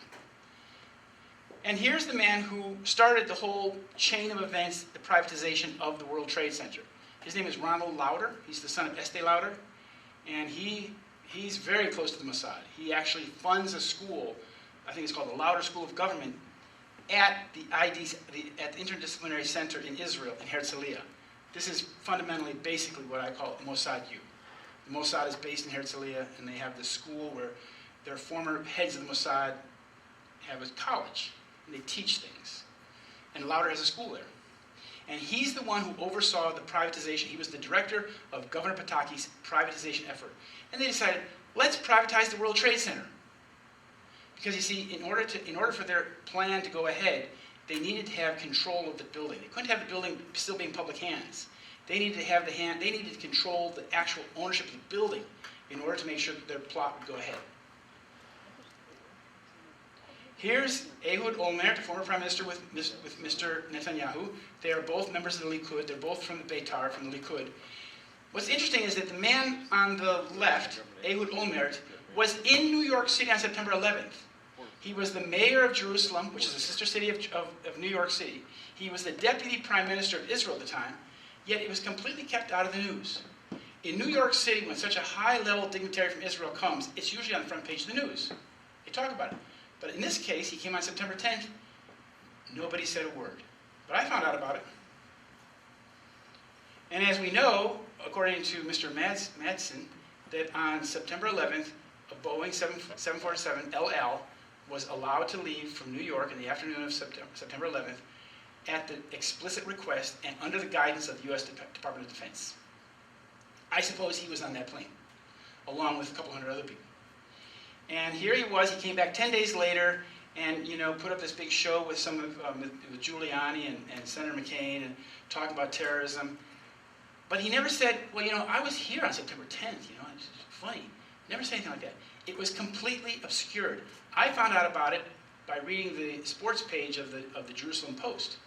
And it was reported that on September 10th, he sold the Beitar, the football team of the Likud, to a couple of Israeli guys in New York City on September 10th, 2001.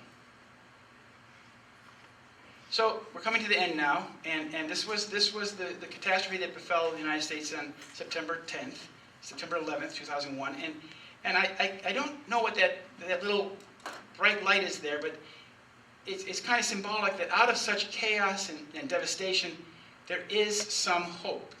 Because if you understand that 9/11 is a deception, and if you can pull it apart and realize who's behind it, why they did it, who they are, and what they're all about, then we can prevent things like this from happening in the future, and we can disengage ourselves from the deception that our nation has been deceived into believing is true for the last 14 years. And from that deception, they have taken us into this war on terror, which they promise will last for decades. Well, there's a way out of this. There's a way to get back to restore America, and that is to understand the deception and to reject it.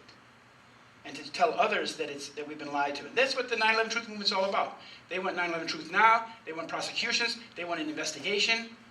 And this is a growing movement in this country. I can tell you, it's a growing movement. I've been part of it since it started, and now it is reaching the young people and people of all walks of life are coming and realizing that 9/11 Truth is essential, because this is the seminal event of our time.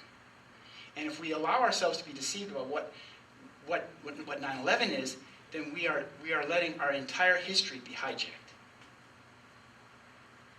And with that, I want to thank Brian and Henry and you all for coming. And if you have any questions, now is the time to ask them. Sir.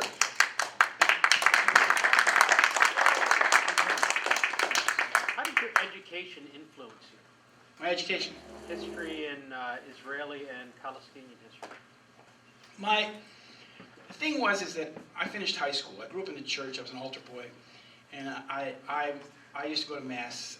I'm Episcopalian. I used to go to Mass like 3 times a week. And in the summertime, kneeling on the concrete floor and listening to Bible stories. I was an altar boy for many years. And I heard all these stories. And I knew the Bible. I mean, I knew the geography of Palestine and Israel like the back of my hand. And I knew all the names. So when I finished high school, I didn't want to go to Rice University like my mom wanted me to go. I went back to Europe and went traveling around Europe for 3 years. And I wound up in the Middle East. I wound up in Iran and Syria and Jordan, Palestine, Israel. And I wound up coming to a kibbutz in the Jordan Valley when I was 18 years old. And because I was told that you could pick oranges down there, and it was much better than being in the cold snow of Tehran.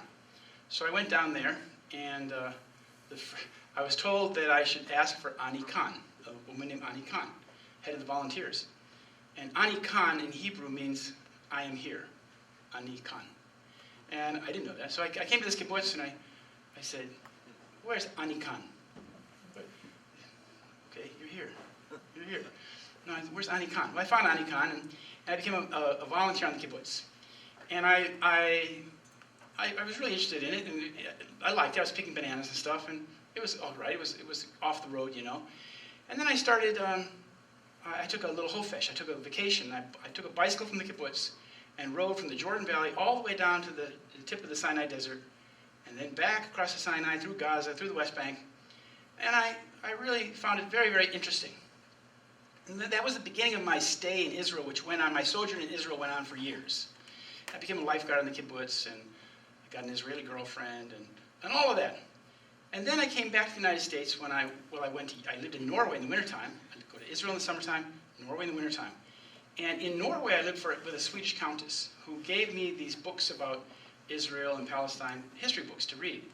And I read those, and I realized that this conflict, this Israeli-Palestinian conflict, was like a Gordian knot that would not be easily resolved by simply exchanging some territory or something like that.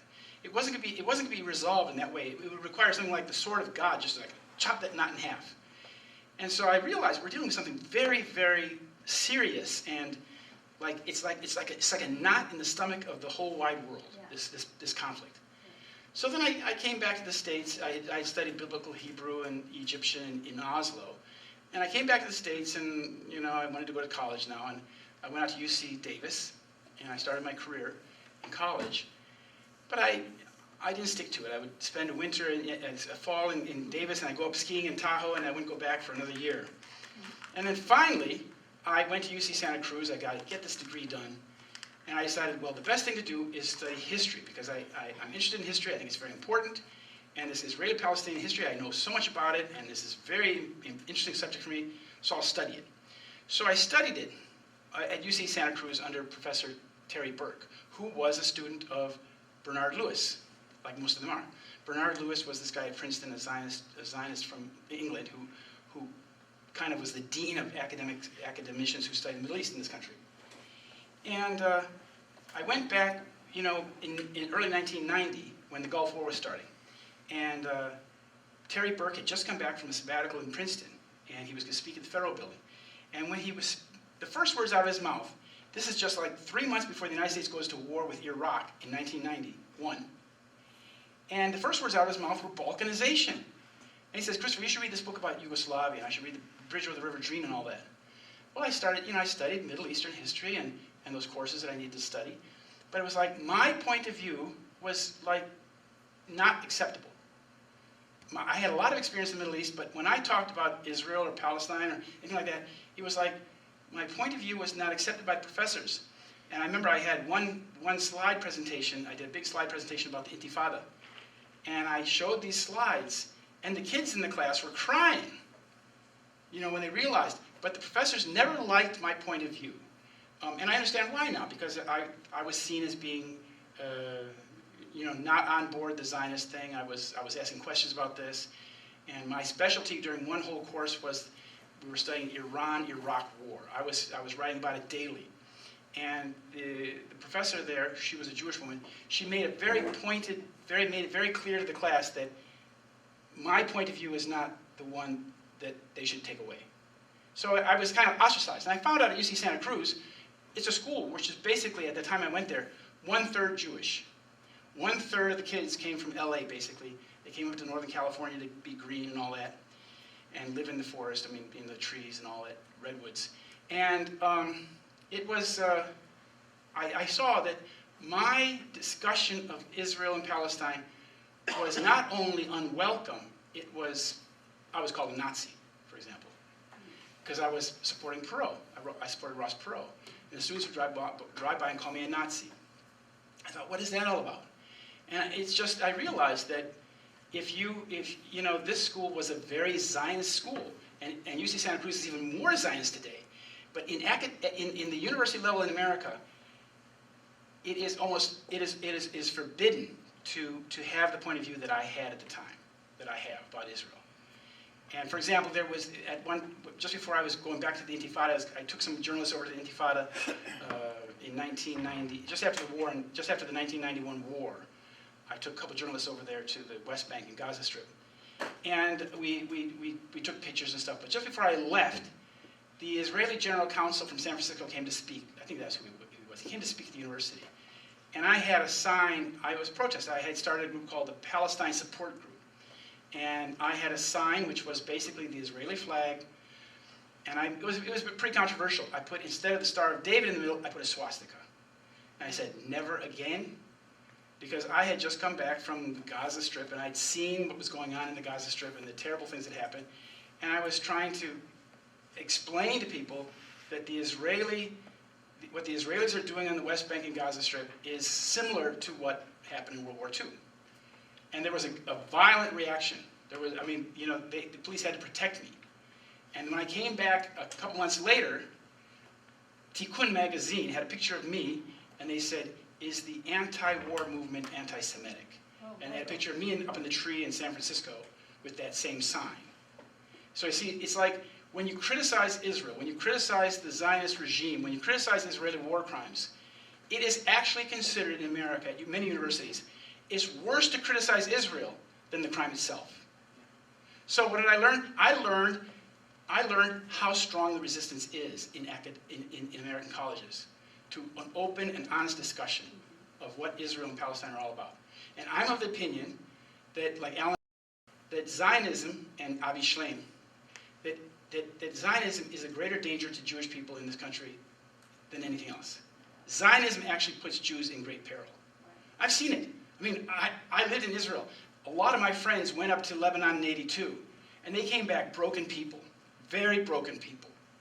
You know, these kids that I knew growing up as a lifeguard, when I was a lifeguard there, good kids, you know, young, healthy Israeli kibbutzniks, they go up there and they did terrible things in Lebanon, and they came back and they just want to sit there and talk to me about what they did.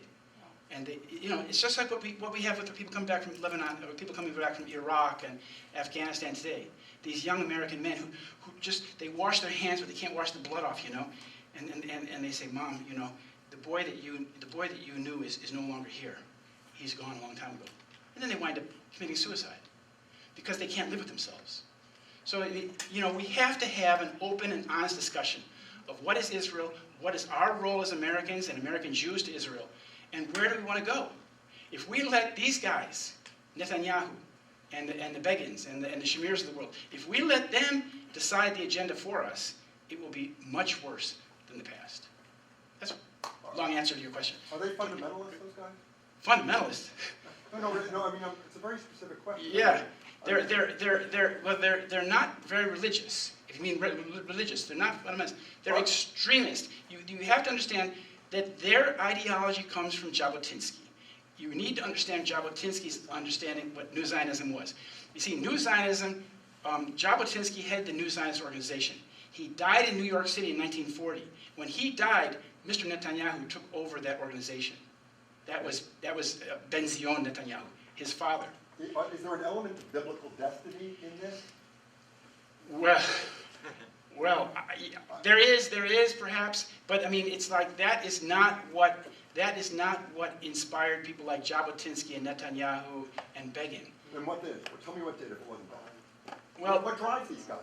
What is it? Are they making money? I think people like Netanyahu are actually psychopaths.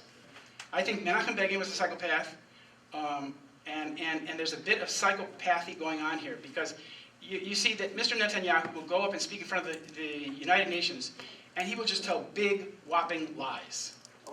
And that's an indication of somebody who's not functioning on all cylinders. He's a liar. He got up there and talked about how, you know, they found this piece of pottery and it's written on it Netanyahu. He says, "That's my name." Well, his father's real name is Milakovsky. They took the Netanyahu name, you know, a couple years ago. So it's, when Netanyahu lived in the United States in the 70s, he used the name Nete. So it's like, you know, there's a lot of you know, psychopathic behavior going on here. And I would say that the Irgun and the Zionist terrorists that came out of the Irgun and the Lehi were themselves part of a psychopathic organization. That's what I think it is. Your question there, Henry, please. Can you explain Zionism? I think a lot of people don't really have a good idea what that is. Yeah, Zionism is, in briefly, it's Jewish nationalism. But it's much more than that. There's a very good set of books called the Encyclopedia of Zionism in Israel, printed in Israel in 1971. It's in English, and it's very hard to find. But I'm lucky that back in Sweden, in my town, they have a copy downstairs, and it's very interesting. And if you read the articles in that 2-volume set, it's blue. And if you read about the Rothschilds, especially how the Rothschilds played a role in this whole creation of Zionism, you'll read that they fostered these secret societies called, like B'nai B'rith was one of them, created in 1843 in New York City, and the B'nai Moshe. The B'nai Moshe was an extremely secret society that went to the Jewish communities in the Pale of Settlement and basically told the people that you're not Eastern Europeans, you're not Russians, you're not Lithuanians, you are Jews, and your identity is Jewish nationalism. And you should aspire to going to Palestine and repopulating the land of Palestine, of Israel, and learn Hebrew.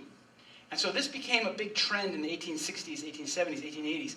So that, and then finally, like in 1910 or something, they created a dictionary. There was one man in Poland who created this dictionary of Hebrew.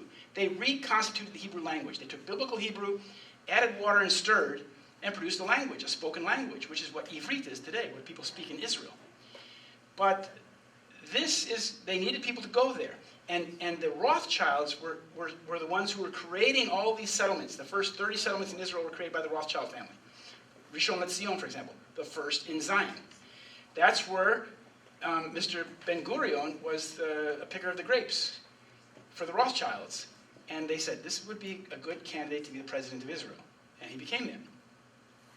And so they created this, and the reason why I think they created it in the first place, they started this in the 1860s, is because they owned the Suez Canal. And they thought that it would be a very good time to have a state there on the Suez Canal to protect their investment and to create this state of Israel. You know, the Rothschilds are sons and daughters of the rabbi, Amschel Bauer. But they themselves are not willing to live there. Jacob Rothschild doesn't live there. Nathan Rothschild doesn't live there. They very seldom go there. But they created the state. They built the Knesset. They built a lot of the buildings. They built the settlements. And so they wanted to bring these people to populate the state, which they've done. And now, of course, the population's changed a great deal. Now we have a population in Israel, many Russians, mostly very many religious people, or so-called religious. And the secular Jews, the Labor Party Jews and the secular Jews have left. They've gone to America, many of them, to Europe. They're trying to get out of there.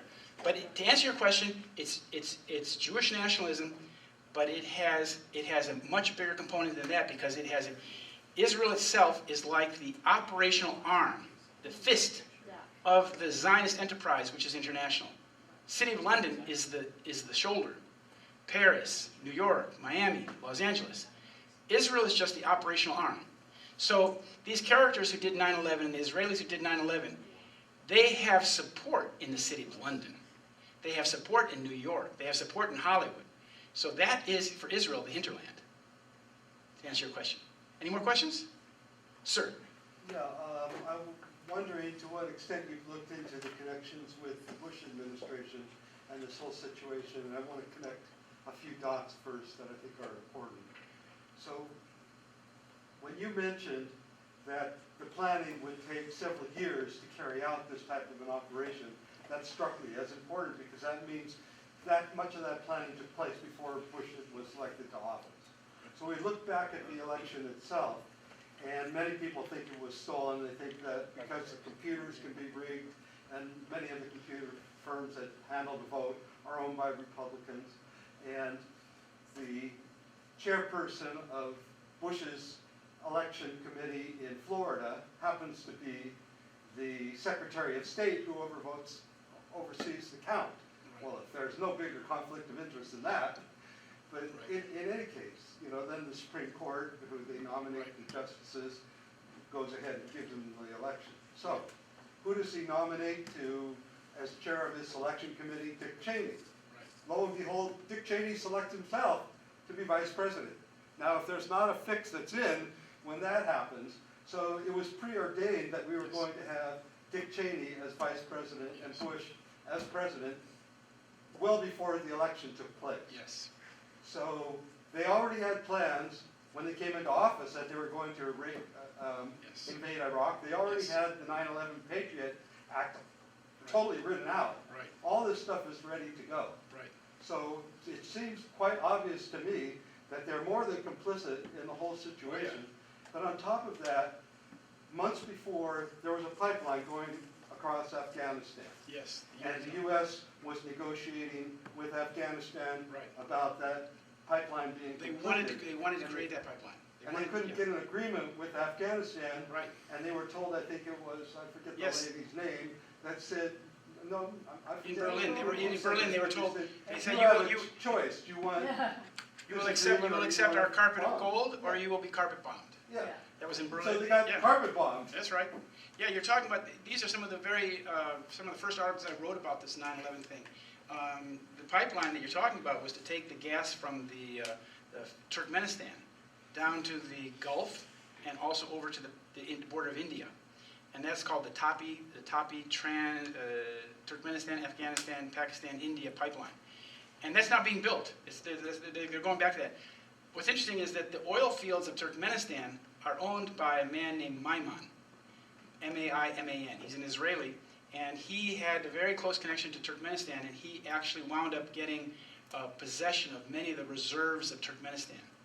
So, as you say, there are these other interests, like today in Iraq. The Rothschilds own the largest oil company in Kurdistan, in the north.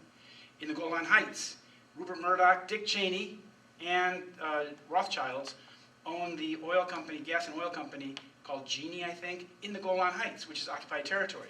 So if they can redraw the map of the Middle East and give that Golan Heights to Israel, the problem's over.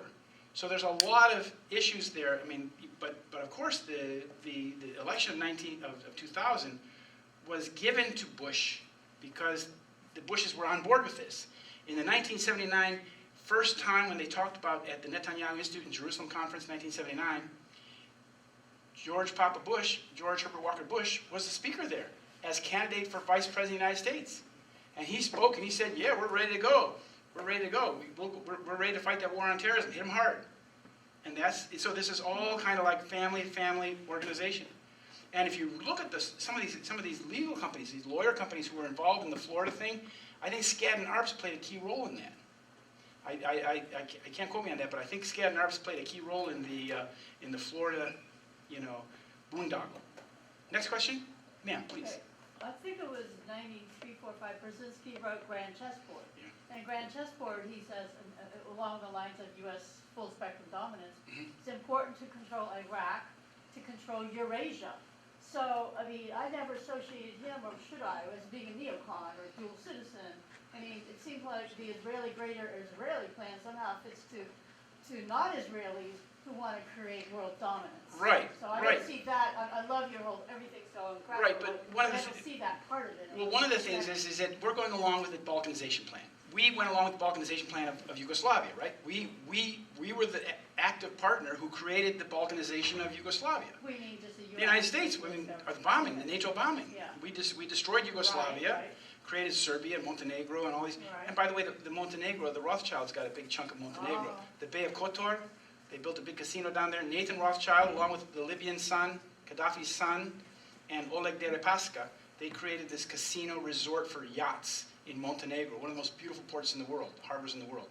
But so that when they break up these things, they choose the pieces they want. You see, when you break up a big country and you break it into pieces, well, I'll take this piece, thank you very much. You see, that's how it works. And so you see that the Rothschilds are always interested in owning strategic minerals. Strategic, what's really strategic. The gold, the oil, the gas, the diamonds, the gold mines. So when France went down to Mali, they were protecting 3 big gold mines that were owned by the Rothschild family. That's why they went down there, because they didn't want to lose those gold mines. And they have 10-year plans to extract all the gold. And they have it all mapped out, that in 10 years we'll have gotten most of the gold, then we can just close the mine and go home. Oh, but you didn't say Brzezinski. What is Brzezinski? Well, Brzezinski is one of these, he's like Kissinger. He belongs to this group of people who are like architects. And they draw up these plans, these long-range plans. And Brzezinski, you know, he wrote that chessboard, the grand chessboard and all that, yeah. And there are these people like Henry Kissinger that think about these things in terms of long-range plans, what you're going to do and how you're going to do it. So is he how allied directly? I mean, the mindset's the same, but how directly in the matrix would you praise somebody like him? Well, I don't know. He's probably just a senior architect. I don't know. I can't say much more about Brzezinski than that. I haven't read all his books. You know, Okay, but and then the Amstel original Rothschild from Frankfurt, and he had the 5 sons. Yeah. So you get the story that he was just this really poor guy in the ghetto in Frankfurt, you know, and then he's trading in little trades of their metals to the rich people, and then he built the banking system. Yeah. And then you hear what you said, the secret societies and all Yeah, that. yeah. So, I mean, it looks to me like, you know, the Jews were mistreated for a long time. They weren't allowed to sell cotton and rare goods. They weren't allowed to own land. They had this little niche that the Goyim were not allowed to make use of. Yes. So from that little niche, these poor Jews built this. So it seems like there's somehow this battle between two sides. One exploits the other. Well, yeah. And there's big difference when you talk about, you know, European Jews. The Bauers and the Rothschilds belong to the German Jews, who are a little bit older and very well educated, and they learned from the Bavarians, they learned from the Illuminati, the secret society, how it works, how to be a little bit tricky. Whereas their poor brethren, their cousins in Eastern Europe, were often illiterate, living in the shtetl, and not being, you know, they would come to America. When the Rothschilds went over there to get these people from Eastern Europe, many of these Jews came to America, and they were illiterate. And they come to Ellis Island and they say, "Can you sign the form?" The man says, "I can't write my name." They say, "Okay, make a cross." "I can't make a cross." "Okay, make a circle." So they make a circle. And that's where the word kike comes from. Kike comes from the word keikel. And that's what the German Jews is a derogatory term for their less educated, illiterate brethren, or not even brethren, but their co-religionists who came from Eastern Europe, who were illiterate. The condition of the Jews in Eastern Europe was very, very poor. They were often illiterate, and they lived under the dictate of the rabbi. And the rabbi told them, and many of them didn't even know that America existed, you know, in the 1800s. They were kept so, you know, it's pretty backwater. Belarusia, Lithuania, and the Pale Settlement is a place where the sun doesn't shine quite so brightly. Yeah. Something like that. Yeah. And that's where the first aliyah came from. The first wave of immigration came from Russia. And these were people who were told by the rabbi, "You are going to learn Hebrew, you're going to be Zionist, and you're going to go to Israel." And that's where they come from. That's that fundamentalism you're talking about. These people came out of Grodno and Bialystok. What happened with the religion is, I learned this from the Encyclopedia of Zionism, is that what the Rothschilds were successful in doing, they got an Orthodox rabbi in Bialystok, Poland, which is by Grodno, by Lithuania, in the northeast corner of Poland. They got him to marry the political ideology of Zionism with Orthodox Judaism. And then it became religious doctrine to support Zionism. That's the fundamentalism you're talking about. That's the kind of fundamentalism we're talking about. What about it further back to the Khazaria? Some people The Khazaria, you don't believe in that? Yeah, sure. I've read those books, but Khazaria, 13th Tribe by Arthur Kessler. That's sure. And there's books. Oh yeah, sure it does. Oh. And if you read Hebrew linguists, there's a linguist who wrote a book called The Ashkenazi, a Slavic people in search of a Jewish identity. And he wrote another book. This is all based on linguistics. This is from the University of Tel Aviv. Another book called The Sephardim. I think it's called The Berber People in Search of a Jewish Identity, where he goes through Yiddish and all the language. But in any case, we know Jews are from all different walks of life, all different ethnic strains. You go to Israel, you can see it for yourself. When I lived on the kibbutz, there were people from India, people from Morocco, people from Russia, and they look just as different as all Americans do. Yeah, but do you trace this evil strain to the Khazaria thing about? Well, no. I don't see an evil strain. I see what I see with the Likud and with the people like Netanyahu. I see misguided psychopaths who seek power, and they will do whatever it takes. In Israel, what you have seen in the last 40, 50 years is what I call social Darwinism, where the most ruthless characters have risen to the top. Back in the days of Moshe Sherek, back in the early 50s, when they did the Lavon affair, there was a big struggle in Israel between the more moderate Israelis, like Moshe Sharett, who was prime minister when they did the Lavon affair, against exactly these people who were behind the Lavon affair. Shimon Peres, Moshe Dayan, and David Ben-Gurion. Those were the terrorists. And if you read like Sacred Terrorism by Levia Rochach, Sacred Terrorism, it's about the history of Israeli terrorism. And her name is Levia Rochach. Her father was the mayor of Tel Aviv. You'll see that this was the struggle. And who prevailed? Moshe Sharett says, I give up. You won. You're stronger. I lost. And that's when the moderates lost and the radicals won. And it's been like that ever since. Yitzhak Shamir is the kind of guy, if you're a political foe of his, you go for a walk on the beach, only one guy comes back. That was Yitzhak Shamir. They kill each other. I mean, Zionism is a contact sport. And the ones who were not willing to fight lost. And so what we wound up with in Israel is we wound up with the most radical, ruthless strain of Zionism prevailing. That is the Likud. They're the ones who are willing to blow up buildings and kill people. They committed Deir Yassin, they blew up the King David Hotel, they committed Sabra and Shatila. Why are the Israelis killing Palestinian refugees? Well, think about it. Those Palestinian refugees have a key to a home in Tel Aviv, or in Jaffa, or in Haifa. And if you kill that family and their descendants, there won't be anybody coming knocking on your door saying, this is my house. This is the thing. Zionism Zionism has become the most virulent strain of Zionism has prevailed. So what kind of psychology do we all have who's trying to rectify this huge problem? If that's identified as psychopathology, and it's the upper hand, violent upper hand, what do we do? I mean, obviously what we do, if we're Jews or not Jews, what we do is that we look at Israel with clear spectacles and say, do we really want to support this? Do we support, bombing civilians with white phosphorus? Do we support a regime that is completely out of line and basically extorting the whole world with its nuclear weapons and whatnot? Or are we going to, for example, join the boycott divestment party movement? Are we going to, raise the issue? Are we going to look at what the Israelis have done, what this group has done? Are we going to try and get, something better in the future? That's what we have to do. And I think I support the boycott movement. I would never buy anything from Israel. I haven't been there since like 1992 because it got so bad, I never wanted to go back. I used to go there many times, but then I would leave Israel and I would take off my slippers and my shoes and knock the sand off like they did in the Bible and say, I leave, because it got so bad. I mean, I saw people getting shot in the street and I saw people being brutalized day in and day out. And I said, this is not the Israel that I used to like. Your question? Speaking to the fourth plane. The fourth plane? Yeah, the fourth plane, the one that, in Shanksville? Yes. Okay. Do you think it's a possibility that its actual target could have been the third tower that collapsed in New York City? Or, Right. Right. That's a good question.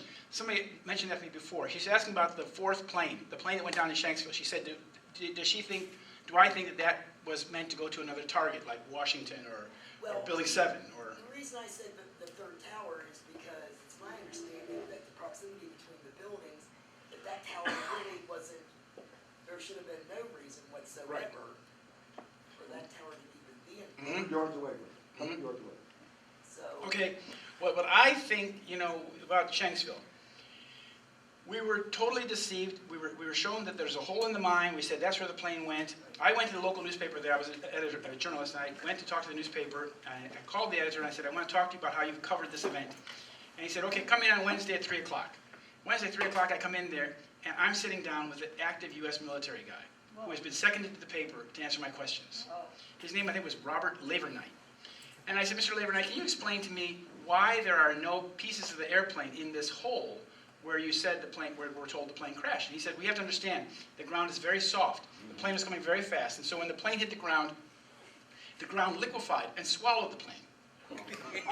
But he said, one wing bounced, he said, and went a half mile in the woods. Because I knew that the Svanovec, the man who owns the mine, had given his heavy equipment to the FBI, and they went in the woods, only the FBI, and they were recovering a debris field like a quarter mile further in the woods.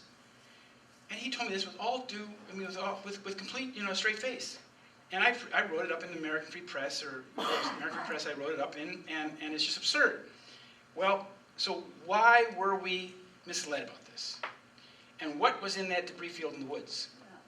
Well, that's the big question. And as we know, Cincinnati AP reported on 9/11 that Flight 93 had landed in Cleveland Airport, along with another plane.